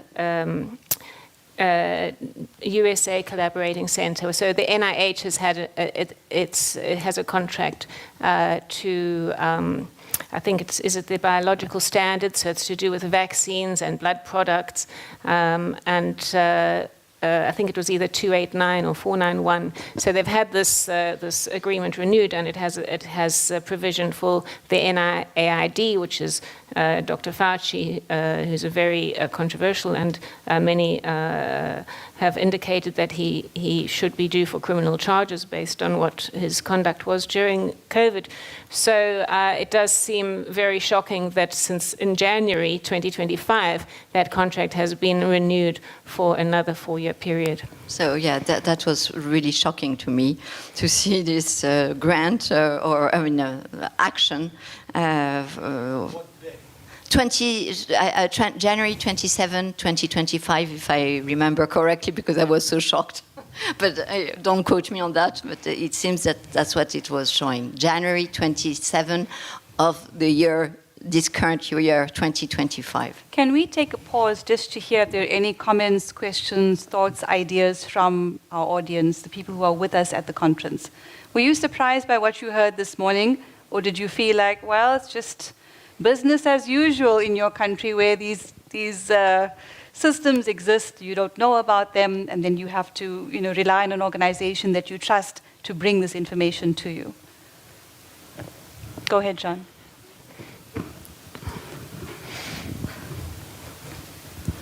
when I looked into the collaborating centers for Denmark, I couldn't go straight in like you did, but I went to the University of Copenhagen and I seeked on the WHO, and then I found a homepage describing what they were doing, but it was not a direct link from this WHO page. So I actually found a lot of stuff they were doing, but it was by searching on WHO. And that's why I also found the research papers coming out of these collaborating centers, and I could find the authors of these papers and emails to them. And so you can actually go in by the back door, and FOIAs could be also to the head of the university, asking these people that in these collaborating centers, are they who is paying their salary? And do you have an agreement with the WHO about this specific department? There's a lot of things you can ask. And you can go straight to these people who have been in it. Some of them obviously think they are doing good stuff, but and you can see it in their aim.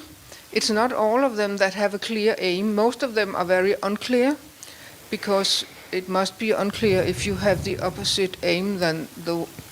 If you want people to work for you, you must blur the aim if you have a bad intention. But some of them have been written by these employers, and they believe they are doing something good. But it's my impression that you can use most of this research to turn around, like toxic limits for certain chemicals. You can if too much, you can actually poison people. If too low, you will know what not to use. So you can use it in a dual way. And if you look with very critical eyes, you can find a lot of interesting details. And if there are any plans for the future, I'm sure they are hidden in the collaborating centers. So people watching might be wondering, why are we bothering, the WHO did such a great job during COVID, why are we so concerned about these collaborating centers? Well, it's twofold. It's the one is that through the WHO Pandemic Treaty and the amendments to the international health regulations, there's this big push to give the WHO more power, dictatorial power in the next pandemic, and there's a lot of preparation for pandemics, and we discussed a pandemic simulation that's happening in the United Kingdom at the moment until November, which is called Exercise Pegasus. And so with these preparations for more pandemics, it's really important that we as the public consider who should be making the decisions that affect our health and our ability to make our own choices regarding our health in the event of health crises. So I'd like to move on now, and let's ask Reggie what she thinks about the morning discussions. Well, unfortunately, I wasn't there for yours. I apologize. But to just say something about, I don't remember whether it was the pandemic treaty. I think it's both the pandemic treaty and the international health regulations that make it quite explicit that the authority of the World Health Organization is going to be expanded, not only the way it was in the past to respond to a pandemic situation, but also to prepare for a pandemic situation. So the word, preparedness and response, pandemic preparedness and response, means that they are going to be in constant control, okay? This is not just something where they sort of kick in when there's a pandemic, because you're always either in a pandemic or you're in between pandemics, and you're preparing for a pandemic. So that means that they are always, in control.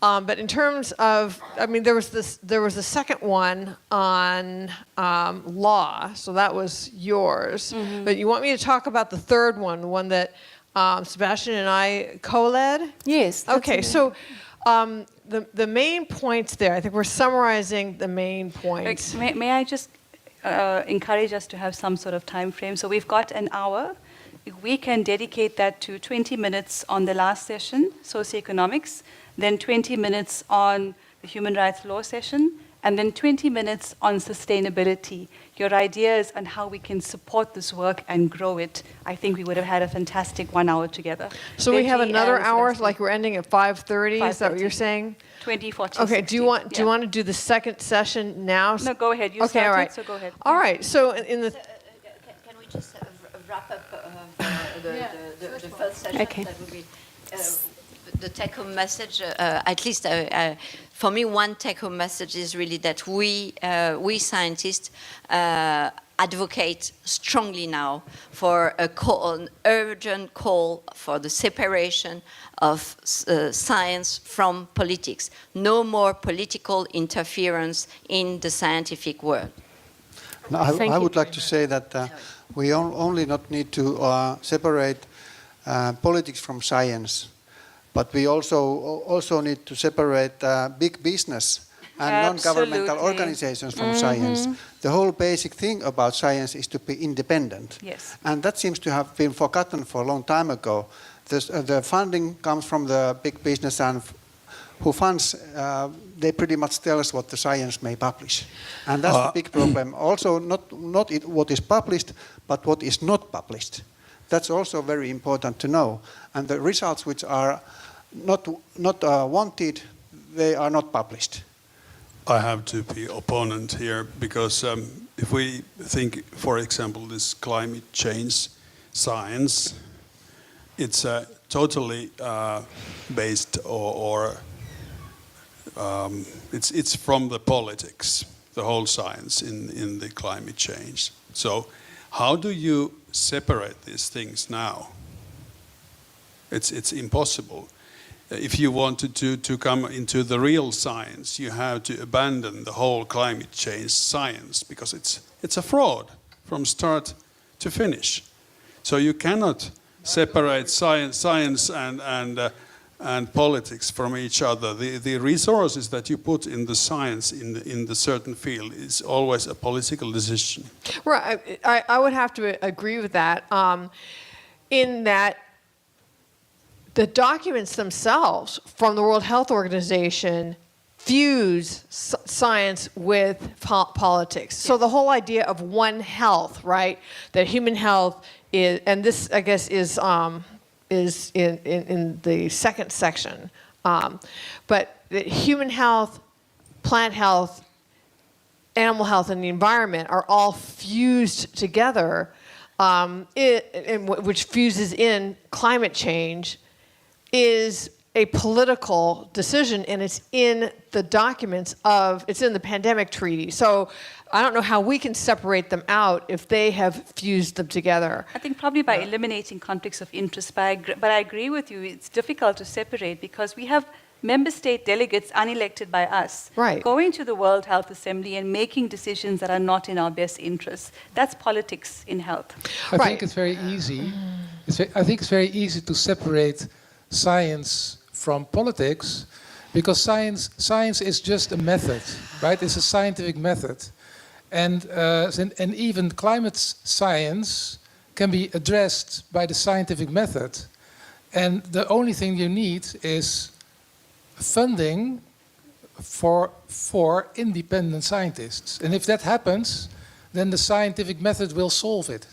Okay. Exactly. The only problem is that politically, my understanding is that people who go counter-narrative, like real science climatologists who have said, you know what, we don't believe that climate change is real or that there's a problem with the numbers or what, they can't get published and they lose their jobs. Because it's politicized. Exactly. That's exactly what we're saying. All right. So that's why.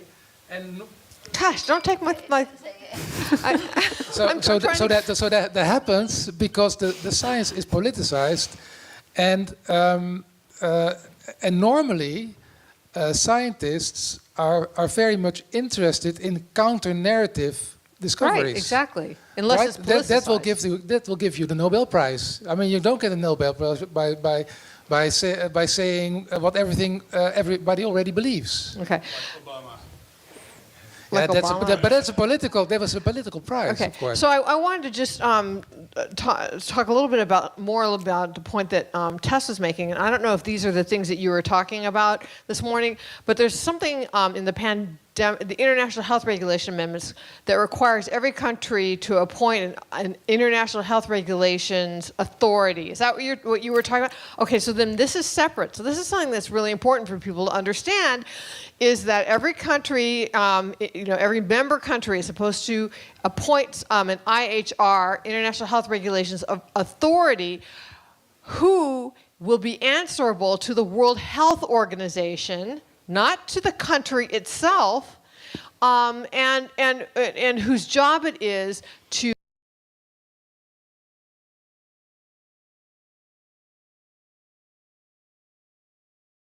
changing the legislation and the regulations of the host country so it will conform to the World Health Organization.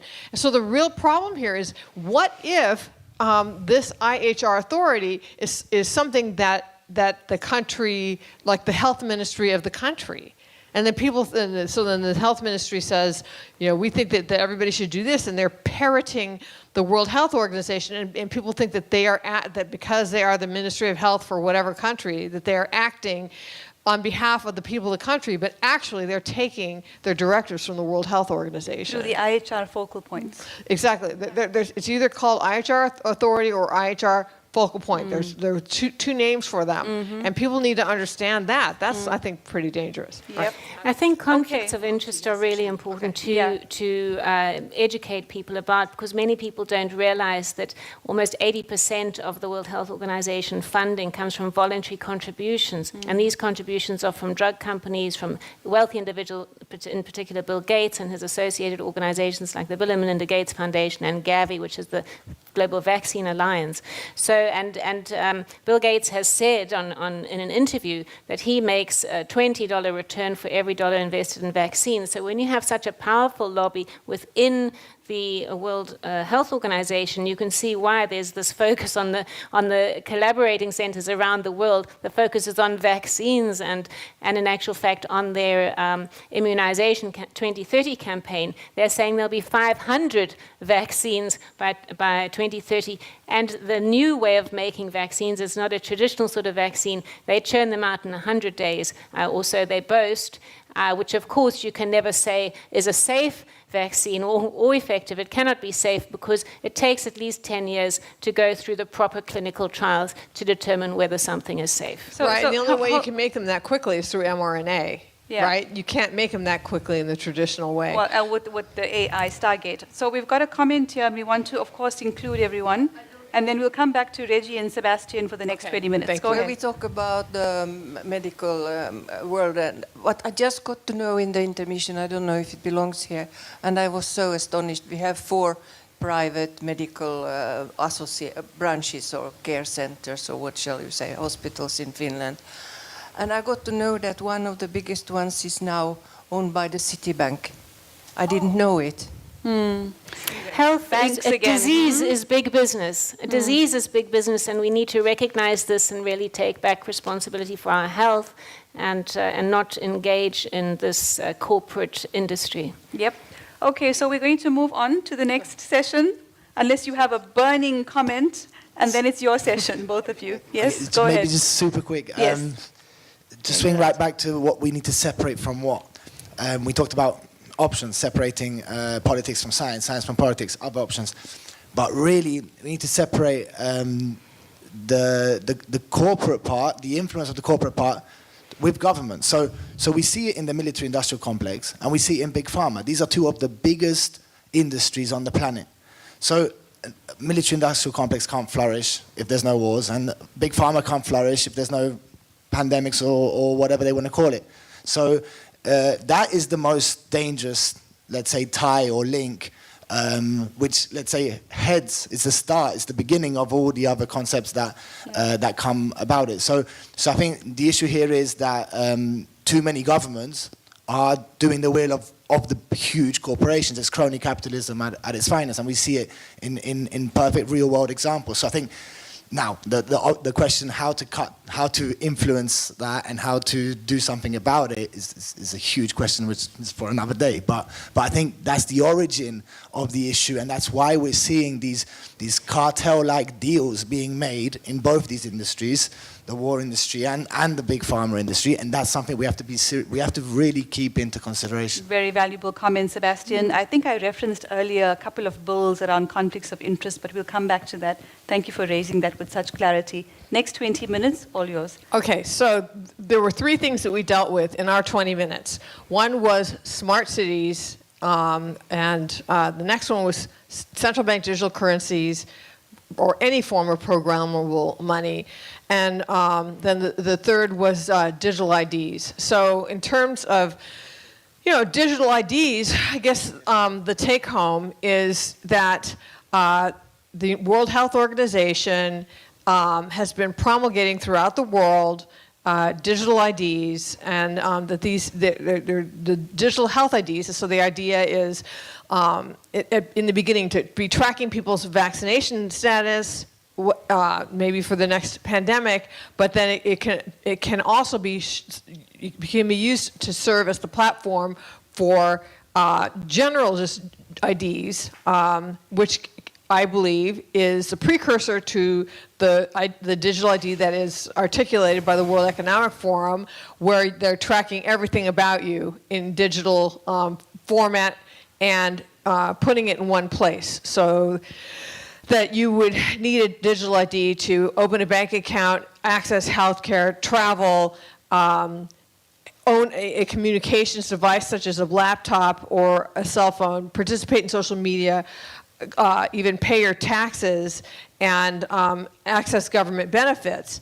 And then if you step out of line, if you criticize the government, or if you refuse to be vaccinated when they have a mandatory vaccination campaign, you can be shut off from any of these, of these aspects that are necessary to human existence. So that's the digital ID. Then will go together with a central bank digital currency, and I would include in this stable coins, which is what we're being set up for in the United States. So the difference between a central bank digital currency and a stable coin is very simply the central bank digital currency goes through a central bank. A stable coin can go through a commercial bank or through a private company that has permission to do it. But both the key factor for both of these is that they are programmable, that the currency is programmable, and so that they can cut you off from or make it almost tokenized. Next.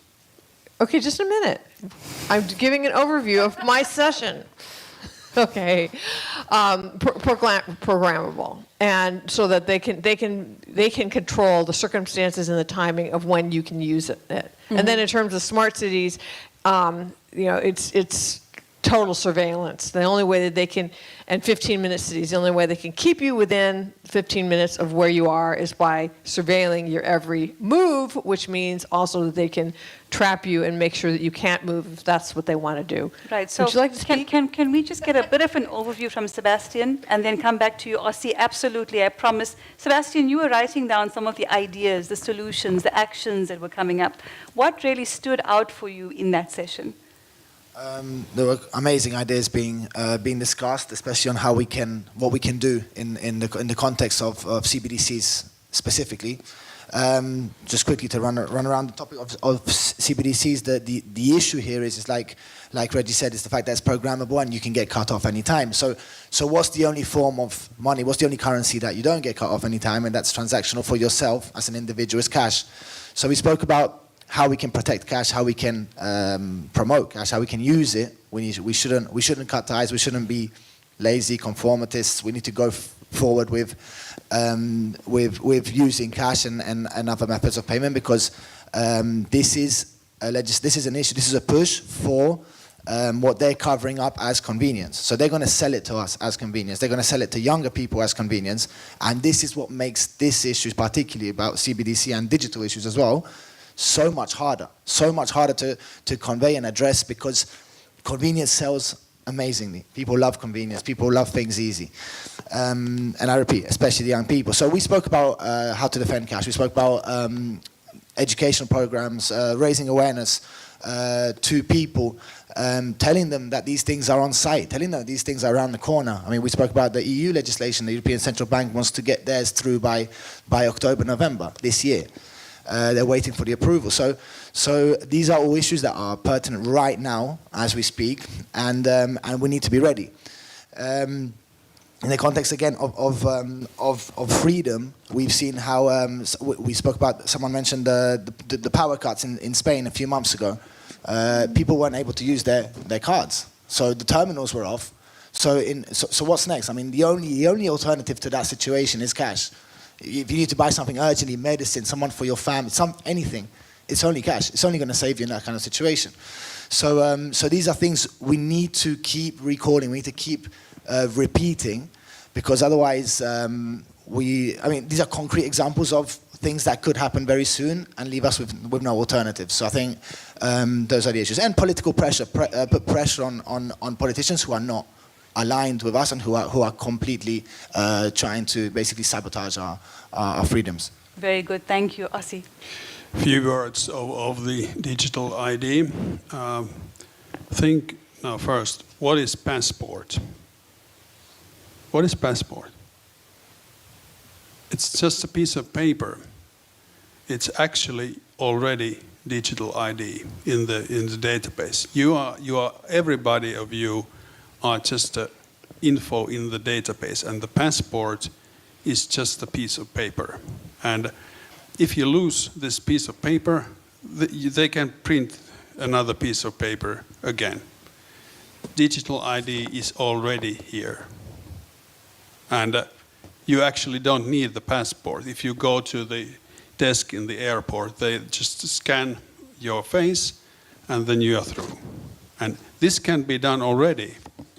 It can be done with the piece of paper.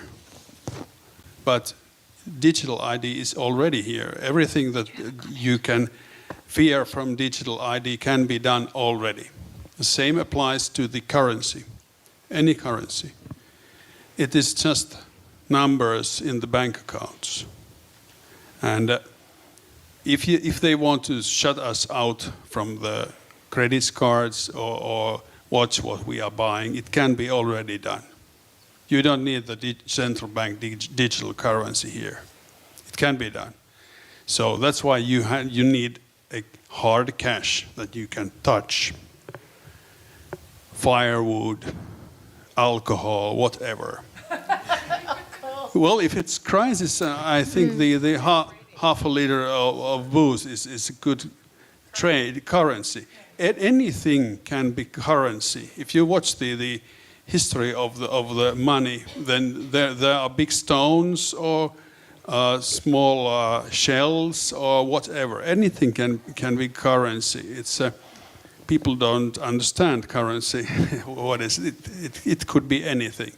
It's a pile of hay, and you can use it in McDonald's. This pile of hay with the modern technology, if you like. So but it can be cut already now. So the technology itself is not bad or good. It's just technology. But the problem is there how you use it. If it's that you cannot withdraw only in Spain 3,000 euros a day or something like this, then it's not your money.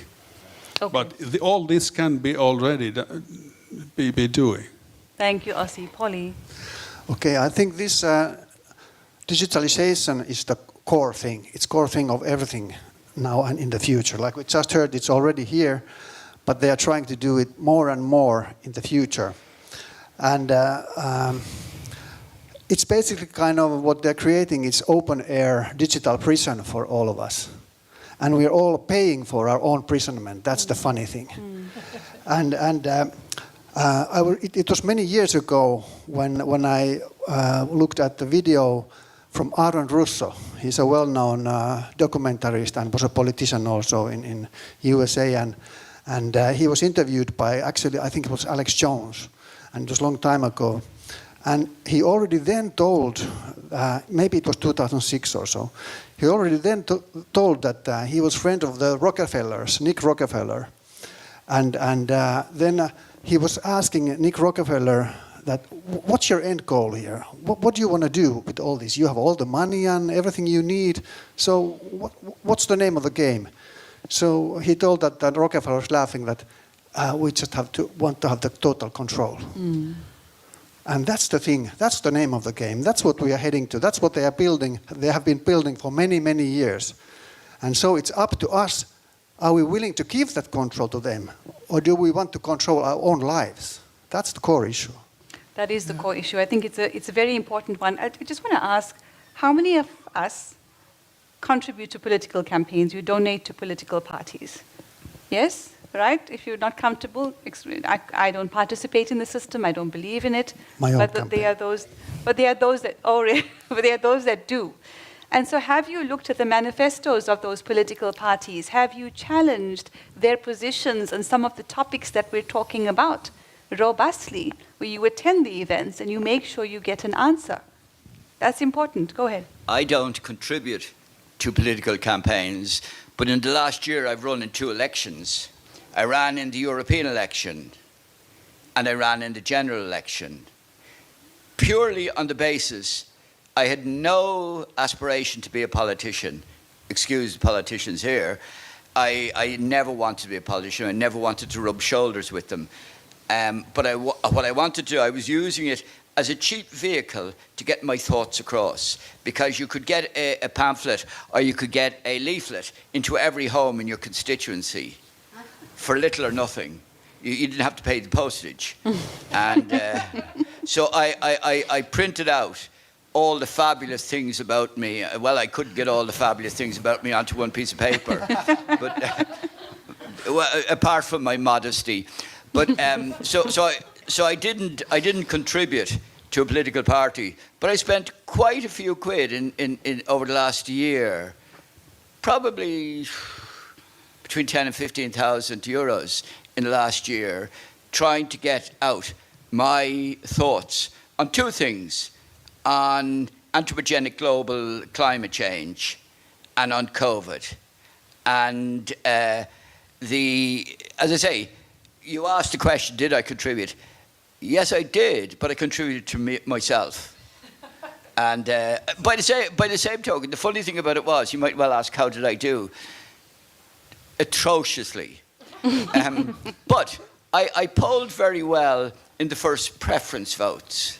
And somehow or other, and you know, I'm not a conspiracy theorist, but somehow or other, my second and third, we work a proportional representation in Ireland, where they take your second and third and fourth and fifth and 15th preference on the ballot card. And for some reason or other, where all the other independents collapsed behind me, they should have been counting their second preference. Somehow or other, I got none of their second preferences, which defied all logic. So, as I say, I did very well in the first preference, and they were the people who knew me. But then the people who didn't know me, but kind of say I like his ideas, somehow or other. So I'm not saying that the election was robbed from me. I'm just saying that I'm very suspicious that somehow or other I didn't have a team to go in and watch the counting. I didn't even go to the count, actually. Thank you. So I think we'll leave it there for now and we'll move on. Ossi, last comment? You are in the same path as me. Okay. In 2018, I was in the same path as you were 2 years ago, something like this. If you want to influence people and make me influence, you have to go into the politics. You have to get into the dirty and dangerous politics. If you try to stick out to be a scientist, it's the avoidance of responsibility. You have to put yourself into the game. And in voting in Finland, there's a highest court decision that in 2023 elections, almost every circuit broke the law. But no, police has studied nobody has got any charges, nobody has got any sentences out of this. Almost everybody, everywhere, they broke the law, and there is the highest court decision, but nothing has happened. Okay. Yeah. So, I think, Micah, go ahead, and then we need to start to move on. We've got 2 more sessions. Yeah. Go ahead, Micah, and then Martin, and then we'll move on. Yeah. Okay, just quick comment. Like, the whole problem, I think, is the banking cartel. So we look at our government, we look at the politics, etc., but behind it is a banking cartel that's ruling everything. And the banking cartel is not only owning the banks, but it's also owning many other industries, such as pesticides, the whole industrial complex, the pharma, etc., etc. Everything, it turns out to be connected to and controlled from the top. And this cartel should be attacked. Like a cartel is not allowed. A cartel should be, there should be a cartel overview, but the people who should be doing the overview are also working for the cartel. So I think this is the real problem, and we can look at the politics and so on and so on. But like, it's of course, it's outrageous that the Canadian truckers, they would lose access to their bank accounts immediately, and this could be done for anything at any moment. Okay, so my take-home message is, so I don't know how many people are watching this digitally. I imagine more people are watching this digitally than not, but my take-home message is that the future is analog. And because that's your protection against all of these things that were discussed in this session. So the future is this, right? The future is meetings like this, analog, face-to-face. Absolutely, and bringing back flyers, right? Exactly. Yeah, bring back flyers and bring back the stencil machine. And back to nature, because we are these high tech environments that are being created for us are extremely fragile.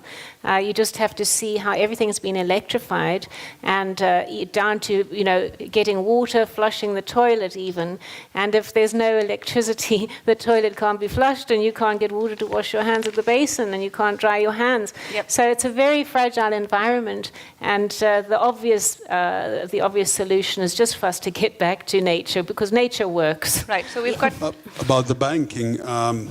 Handelsbanken, which is a big Scandinavian bank, closed down its operations in Finland, and I lost my credit card at the same time. It was very difficult to find a bank who could give me a credit card. They didn't want to give me a credit card. There were several reasons, but then that wasn't the problem. It's a best one, but they didn't want to give me a credit card because I'm a politically exposed person, etc. And but there is a rebel bank in Finland. I cannot name it here, but there's at least one rebel bank here in Finland across the Gulf. But I cannot name it here. But the Finnish bank sector is not unanimous. There are different kind of banks, small, middle-sized, and big ones, and there are rebel banks there, if you know what to look for. So there are options, at least in Finland, and there are bypasses, if you know what to look for. Thank you, Ossi. Okay, great. We've got 2 more topics, and that is the human rights law aspect, and of course, how do we build this movement? And we've got 30 minutes, so we've got to have to be very smart and very concise. So I just want to highlight this slide from Micah and my session this morning, which is the UN's expanded emergency powers, which probably came as a surprise to most of us. We've been very focused on the WHO, which is an extremely important topic. But we know these agencies operate under the auspices of the UN, which is an unelected and highly controversial body. And so we identified these at least 10 emergencies as defined by them, that they want standing authority over. They've softened the language to say, no, it's not standing, because there was pushback. It's now convening and operationalizing and ensuring there's no misinformation and disinformation. It's interesting that you mentioned, Sebastian, the two items that were foremost on your mind is the big pharma and the weapons industrial complex, and those are the two that I'd, highlighted in bold at the top because of the nearness of these types of crises in our lives right now. So do you have any thoughts on these emergencies that they want authority over, or the fact that they want authority over? Let's hear from our audience. Any thoughts on this topic? Were you surprised? Do you feel like they're not going to get this authority? Do you feel your governments might let them? What they would need to do to get that authority is to make more of these things happen, right? The more this happens and the more they can prove your governments can't handle it, the easier it is to establish the one world government. Any thoughts, questions, or ideas? Yes? I think our trouble is our government wants to hand it over, because then when things go wrong, they can say, oh, we were told to. Right. Good point. And your government is, Dr. Jones? The UK. Mm-hmm. The UK It doesn't government. matter which party, they're all the same. Uni-party, yes, absolutely. I think the whole issue is this problem, reaction, solution thing. That they're creating problems so that they can hand us solutions which serve their purposes. And that's the whole idea behind this. And this is something what people need to also keep in mind. That's really one of the core issues as well. Yep. Has anyone mentioned the World Economic Forum yet, just in terms of... I think we did, but obviously there wasn't enough time to go into it in much detail. But the World Economic Forum, as we said, is the head in many ways, but there are also strings operating above that the front, which is the World Economic Forum. What's so interesting is Klaus Schwab has stepped down as chairperson, right? But if I remember correctly, he's been replaced by the former chair of Nestle, BlackRock. Larry Fink? Right? So these are the kind of people who are running things. And the reason I thought of the Nestle guy is because he's the guy who said water is not a human right. But they're busy stealing water from various communities and selling it back to us for a profit. We've got to protect our water. We've got to protect everything. So that's interesting because so as a scientist, you're always interested in the unknown, right? So the WEF, World Economic Forum, is the known, but what is above that? What is in the unknown? Anybody has any idea about that? Banking Qatar. Yeah, I think there is a Bank of International I did some research into like who's above it, and it is it's a group of cartels, so it's Shell, Goldman Sachs, BlackRock, and so on. And above that there's the Trilateral Commission, and then above that is the Rockefeller family and Rothschilds probably as well. So it's kind of a network. It's like a pyramid. Is a pyramid? It's a pyramid or a network? It's a pyramid.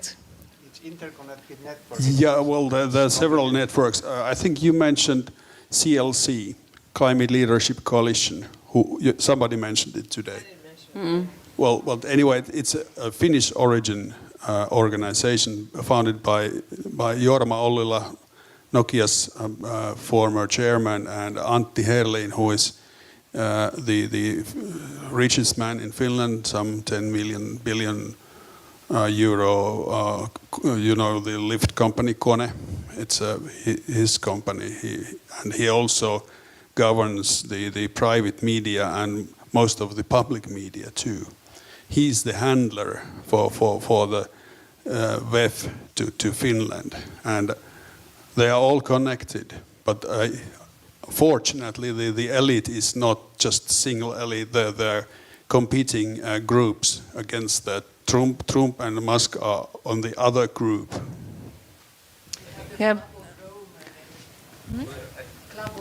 Club of Rome. Yeah, Club of Rome, yeah. I think the important thing to understand is that the likes of the BIS, the Bank of International Settlements, they have diplomatic immunity. Their staff going through customs and that are treated like diplomats, and they are beyond the law. They literally are beyond the law. These people can actually carry what they like through customs. Now, the other thing you were talking about, the countries. Ireland is not a member of NATO. But our government, for some reason or other, are trying to remove what they refer to as the triple lock. And the triple lock is to prevent us not being a neutral country. But they're doing their utmost, as far as I understand, to get us into a situation where we would join a European army, which is in effect the NATO without the Americans. So, as I say, even in Ireland, and we've been traditionally neutral, like we go back to neutrality since we pushed the British out. Sorry. And as I say, it goes back 100 years now that we've been neutral. And now our government are trying to get rid of the triple lock. And that was the mechanism to stop us not being neutral, which is very, very sad. Today we haven't talked anything about the most urgent thing, or yesterday. It's the looming war between NATO and Russia. 2 days ago there were some drones flying from Ukraine and Russia to Poland and also to Belarus. That was never mentioned in Finnish media. Neither that Polish officials, the Polish War Ministry said that there were some drones coming to Ukraine who used Polish airspace. But what does the Finnish media said? Finnish media said that the Russians attacked Poland, which is totally false. They tried to get us into war, and this could be very soon, but it's not topic of this conference. But what is really important is the role of the media in everything, and we've discussed this, haven't we? That the same corporations that are controlling everything else also control the media. So the mainstream, the public just do not get the truth. They do not get access. There isn't a normal and fair and trustworthy ecology surrounding information. And that's why it's been so difficult for us to get the truth out to the public about what is really going on. Yeah, I want to just jump on this briefly. That in the United States is one of, I think, only 2 countries in the world that allows big pharma to advertise in our mainstream media.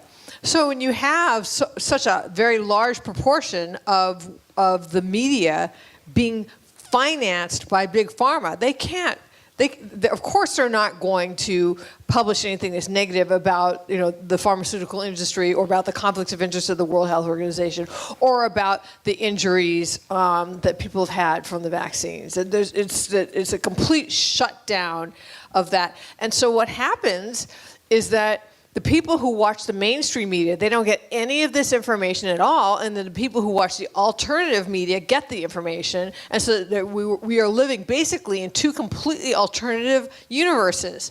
And I think I know that I've experienced that with my kids. They think that I'm nuts because I have all this information, and I think that they're ignorant, and I send them stuff, and they won't read it. Yeah. But you can be standing next to somebody in line. Start a conversation, and you and that person are living in completely separate universes because of your media source. So I want to take a couple of minutes on solutions, and then we'll move on to how do we sustain the movement, Micah. Yeah, just a quick reply to that. I think we have to demand the right to hear 2 sides of the story in the same medium. It's ridiculous like that in a Dutch television, like we had during COVID-19, we had every day experts telling everything about the pandemic, just one-sided. This is not acceptable. I actually would like to add to that because just this past week, Senator Ron Johnson in the United States cross-examined Dr. Jake Scott, who's been the CNN vaccine expert, and he knew nothing about the way the COVID-19 injections were manufactured. He knew nothing about how they work, that they are actually mRNA genetic therapies. He didn't know that they were not the same as traditional vaccines. He didn't know that it goes into the cells and uses the cells machinery to make spike protein. He didn't know how long it lasted. He didn't know that it concentrated in the ovaries and the testes and so on. So he knew none of the information you would expect as the CNN vaccine expert. Absolutely. So I just you said that nobody touched on the how to react in case of big crisis like the one that you're mentioning. But I think this is what exactly my presentation tried to address, which is to have practical solutions or ways to face such a situation, whether war, whether a pandemic, whether a lie, to really assess what is going on. And the issue that I'm concerned with is that we have been put into a scenario all the time so frightening that people have said, a lot of them have disconnected themselves from it, which is actually a good reaction in some ways, because when the CNN vaccine experts tell you, all their science, which is completely void, you need to extract yourself. But on the other hand, the issue is that you may think that all this is lies and that there is nothing real. And this, unfortunately, we also have to face reality. And so to me, what you are saying is that we need a proper assessment of the situation. So I'm not saying that there is a frightening situation or there will not be, I just say, I just ask the people to connect to themselves. And one picture I showed on and on in my presentation was about this flock of birds where you could see, so if the people don't look at my presentation, at least can they imagine one of the pictures of my presentation, which was actually a bird checking in a flock, checking on the 7 birds around him or around it.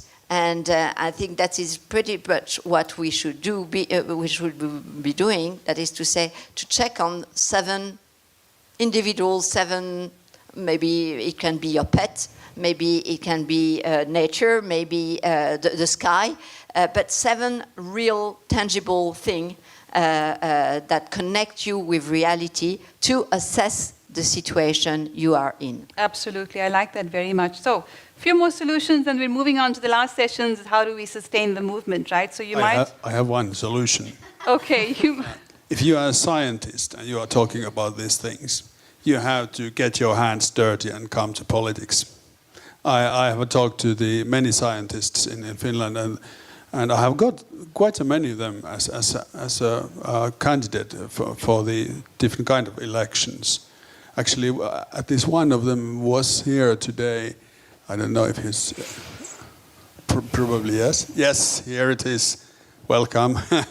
And he's a doctor, and he realized during this COVID thing that, okay, this is totally bogus. So I got quite many of these things as a candidate. So you have to get your hands dirty. If you're trying to stay away from the dirty politics, you are not doing enough. So I think some of us are more effective from the outside. So I'm going to stay. I've been asked many times to become a politician. I'm allergic to nonsense. And so let me highlight a few solutions. This was a slide from yesterday. What can we do about the UN's common agenda? Just a reminder, you will get the slides. Educate yourself, advocate for sovereignty, promote decentralized solutions, build awareness, engage with civil society, and monitor developments. And then a solution slide for this morning's workshop. Educate and amplify, Action 1, Action 2, target ratification, Action 3, demand accountability, Action 4, build local resilience, And the final action is that be a defender of sovereignty. One last point before we move on is that there is another very powerful solution that we must actually highlight, and that is to use the power of the pocket. In other words, boycott those who benefit from abusing your human rights and from violating the rights of humanity. So when you follow the money and you know who benefits, such as but not limited to the pharmaceutical industry, you boycott. You find alternatives. How many people are still using Microsoft? Right? We know that alternatives exist, so do some homework after this conference and commit to the alternatives. How many of us are still using Amazon and making Jeff Bezos even wealthier than he currently is? We shouldn't be doing that. Find alternatives. So I think that's a very practical exercise. Boycott those who benefit and profiteer from suffering, find alternatives or create alternatives. I'll leave it there for now in terms of our session. And let's move on to the last session. We have about 15 minutes. I still want to respond to Ozzy because I felt a little bit spoken to because I'm a scientist and I'm not into politics, but I must emphasize that also as a scientist you can make your hands dirty. Yeah. And that is politics then. No, it's not politics. No, it's not politics. Or it's strategy, right? It's strategy. It's not necessarily politics. And also, I think in politics you might also, as a scientist, be spending a lot of time outside your sphere of expertise and be very ineffective. So I think as a scientist, sometimes you're much more effective outside politics than inside politics. Yep. You are not in the end games yet. Anyway, I think we're all important and all our contributions are valuable in this puzzle of life. A couple of bills that I mentioned earlier on, just as a reminder. Last 15 minutes, how do we sustain the movement? Because we never panic, we just organize. So there were two ideas that came through from Paulie and Martin. Let's hear from them and let's turn it over to you to hear your ideas. Go ahead, who would like to go first? You talked about crowdfunding and Martin, you talked about memberships. Yes? Yeah, I thought the issue is for the World Council of Health and similar organizations that you have a constant expenditure, but you don't have a constant income, and so this disbalance gives stress to the system because you have to invent a campaign every time. So I think the solution could be also to get a constant income revenue, and you could establish that by a, let's say, friendship for a small amount, let's say 24 euros a year, something like this, that's automatically paid, and it has two advantages. So first of all, you don't have to bother your people. The people that are supporting you every time with a campaign, and also the people that support you are not bothered. They automatically pay a certain amount, and then in return you could think of a sort of advantages like a reduction in the web shop, maybe special invitations, all these kind of benefits. Great. Thank you, Martin. Yeah, I think it's important to contextualize it for the people watching who might not know anything about World Council for Health. And just to say that we're a people's organization. We are decentralizing, so we're not a concentrated power. We are decentralizing and making sure that countries have their own representation and are making their own decisions and supporting their own populations. And we really are focused on people, and we know that if we can get one person healthy, that person keeps their family healthy, has a good influence on the community, so you have a healthy community, and then you have a healthy state, a healthy country, etc., and a healthy world, because our slogan is there's a better way, and what we're aiming for is a better world.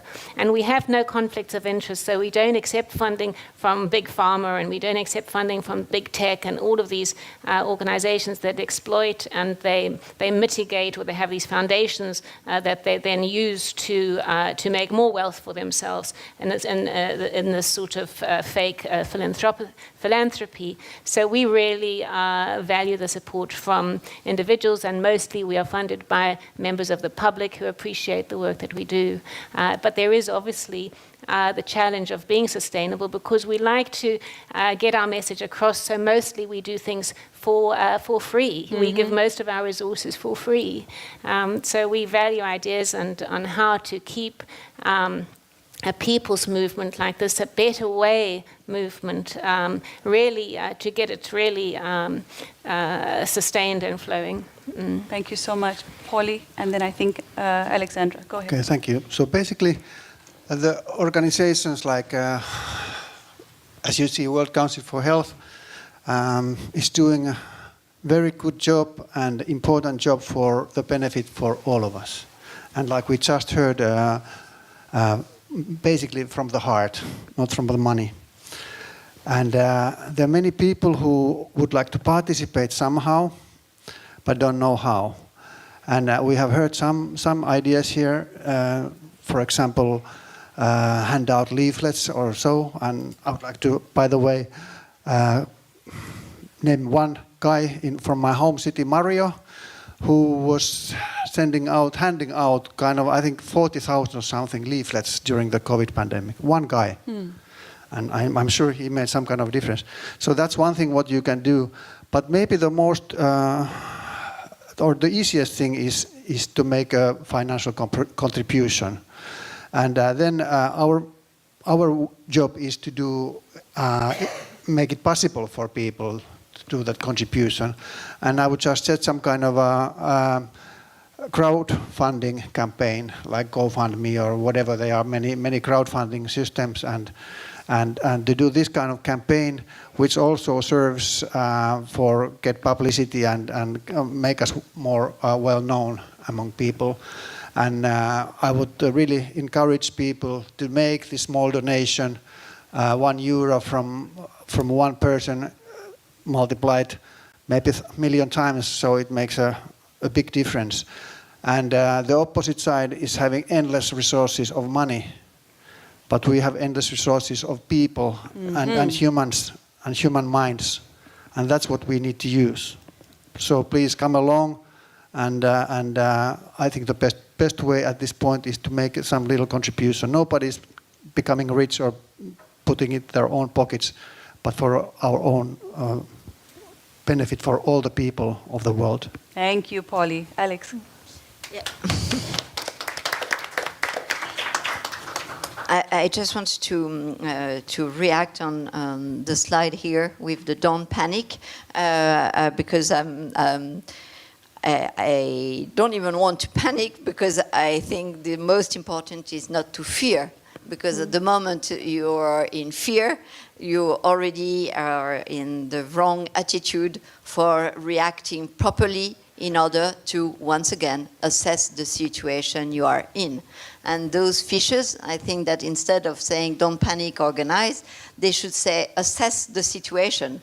Is there a shark? Is there any danger? Is there something going on? Is there a tsunami or whatever? So assess the situation you are in, not they tell you you are in, or not your neighbors tell you, or the social network tell you. Assess the situation you are in and cut the voices from those who scare you in order to remain proactive into your own life. This is. Thank you, Alexandra. So we really want to grow our country council network to beyond 50 countries, right? 194, 195. And so to do that, to be able to expand into more countries in Europe, to be able to do the kind of work that World Council for Health Estonia is doing, it requires ideas, it requires support. And so do you have any ideas on how we can expand our country councils? Maybe you know people in a country in which we don't have a presence yet that you could connect us with. Does anyone come to mind? Any ideas come to mind? I think we have had quite a few connections over this 2 days. So certainly it's been a very empowering, experience, both personally and for the organization. You can just see we're going from strength to strength with, the wonderful hearts and minds that we have attracted to this meeting. Wonderful. So we have, go ahead, maybe- Polly, and then I think we have a little appreciation moment. Maybe it could be incorporated in this crowdfunding project also, this... Country councils? Yeah. Yes. Thank you. Thank you one so of much. one of the things that we did learn at the end of the day was a new word, which is the value of being an international council that listens and learns from other countries. We learned a word from Japan called ganbaru, and we sang a song, the word means let's do our best. So that's all we can do, and that's what everybody has been doing here these last 2 days, is our best. And nobody has done better than the person who did their absolute best. And I'd like to just ask Dr. Helen Lazen to come forward for a small gift and appreciation from all of us.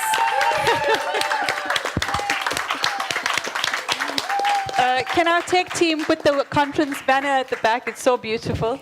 So we have WCH Estonia there at the top. I'll just close this one. I'll just... Thank you. It's been a wonderful conference and amazingly organized and cool and calm and delightful always. Dr. Lazen, Helen. Yes, your very own game of waiting for this personally from you.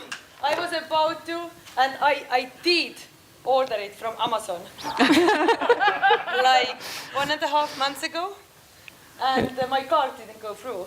That's true. And then I was thinking, whatever, maybe I get it from the original source. Well, you have a signed copy and it has a quote. Yeah, that's why I wanted to order it in advance when you're coming, so I can get the sign. But now I got both from you, and I'm so thankful. Thank you so much. What does it say? To Helen, thank you for being a woman with me. A warrior. A warrior. Yeah. Wow. Not a warrior, but a warrior. Okay. The best way to fight evil Yeah. is to make Energetic. progress in the good. Yes. The best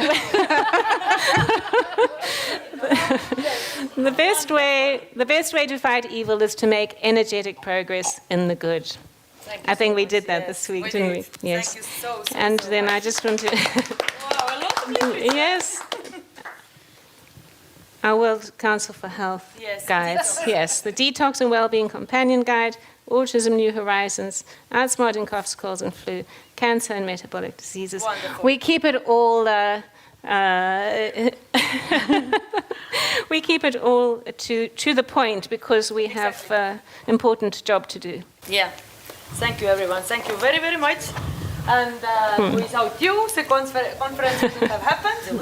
But with you, we got the great one and the best one until now, what we have had in Estonia. Yeah, Thank so- you so much, everyone. Helen, may I just say, Viva Estonia, viva. Thank you, Shamna. Thank you. Thank you, everyone. Later, yeah.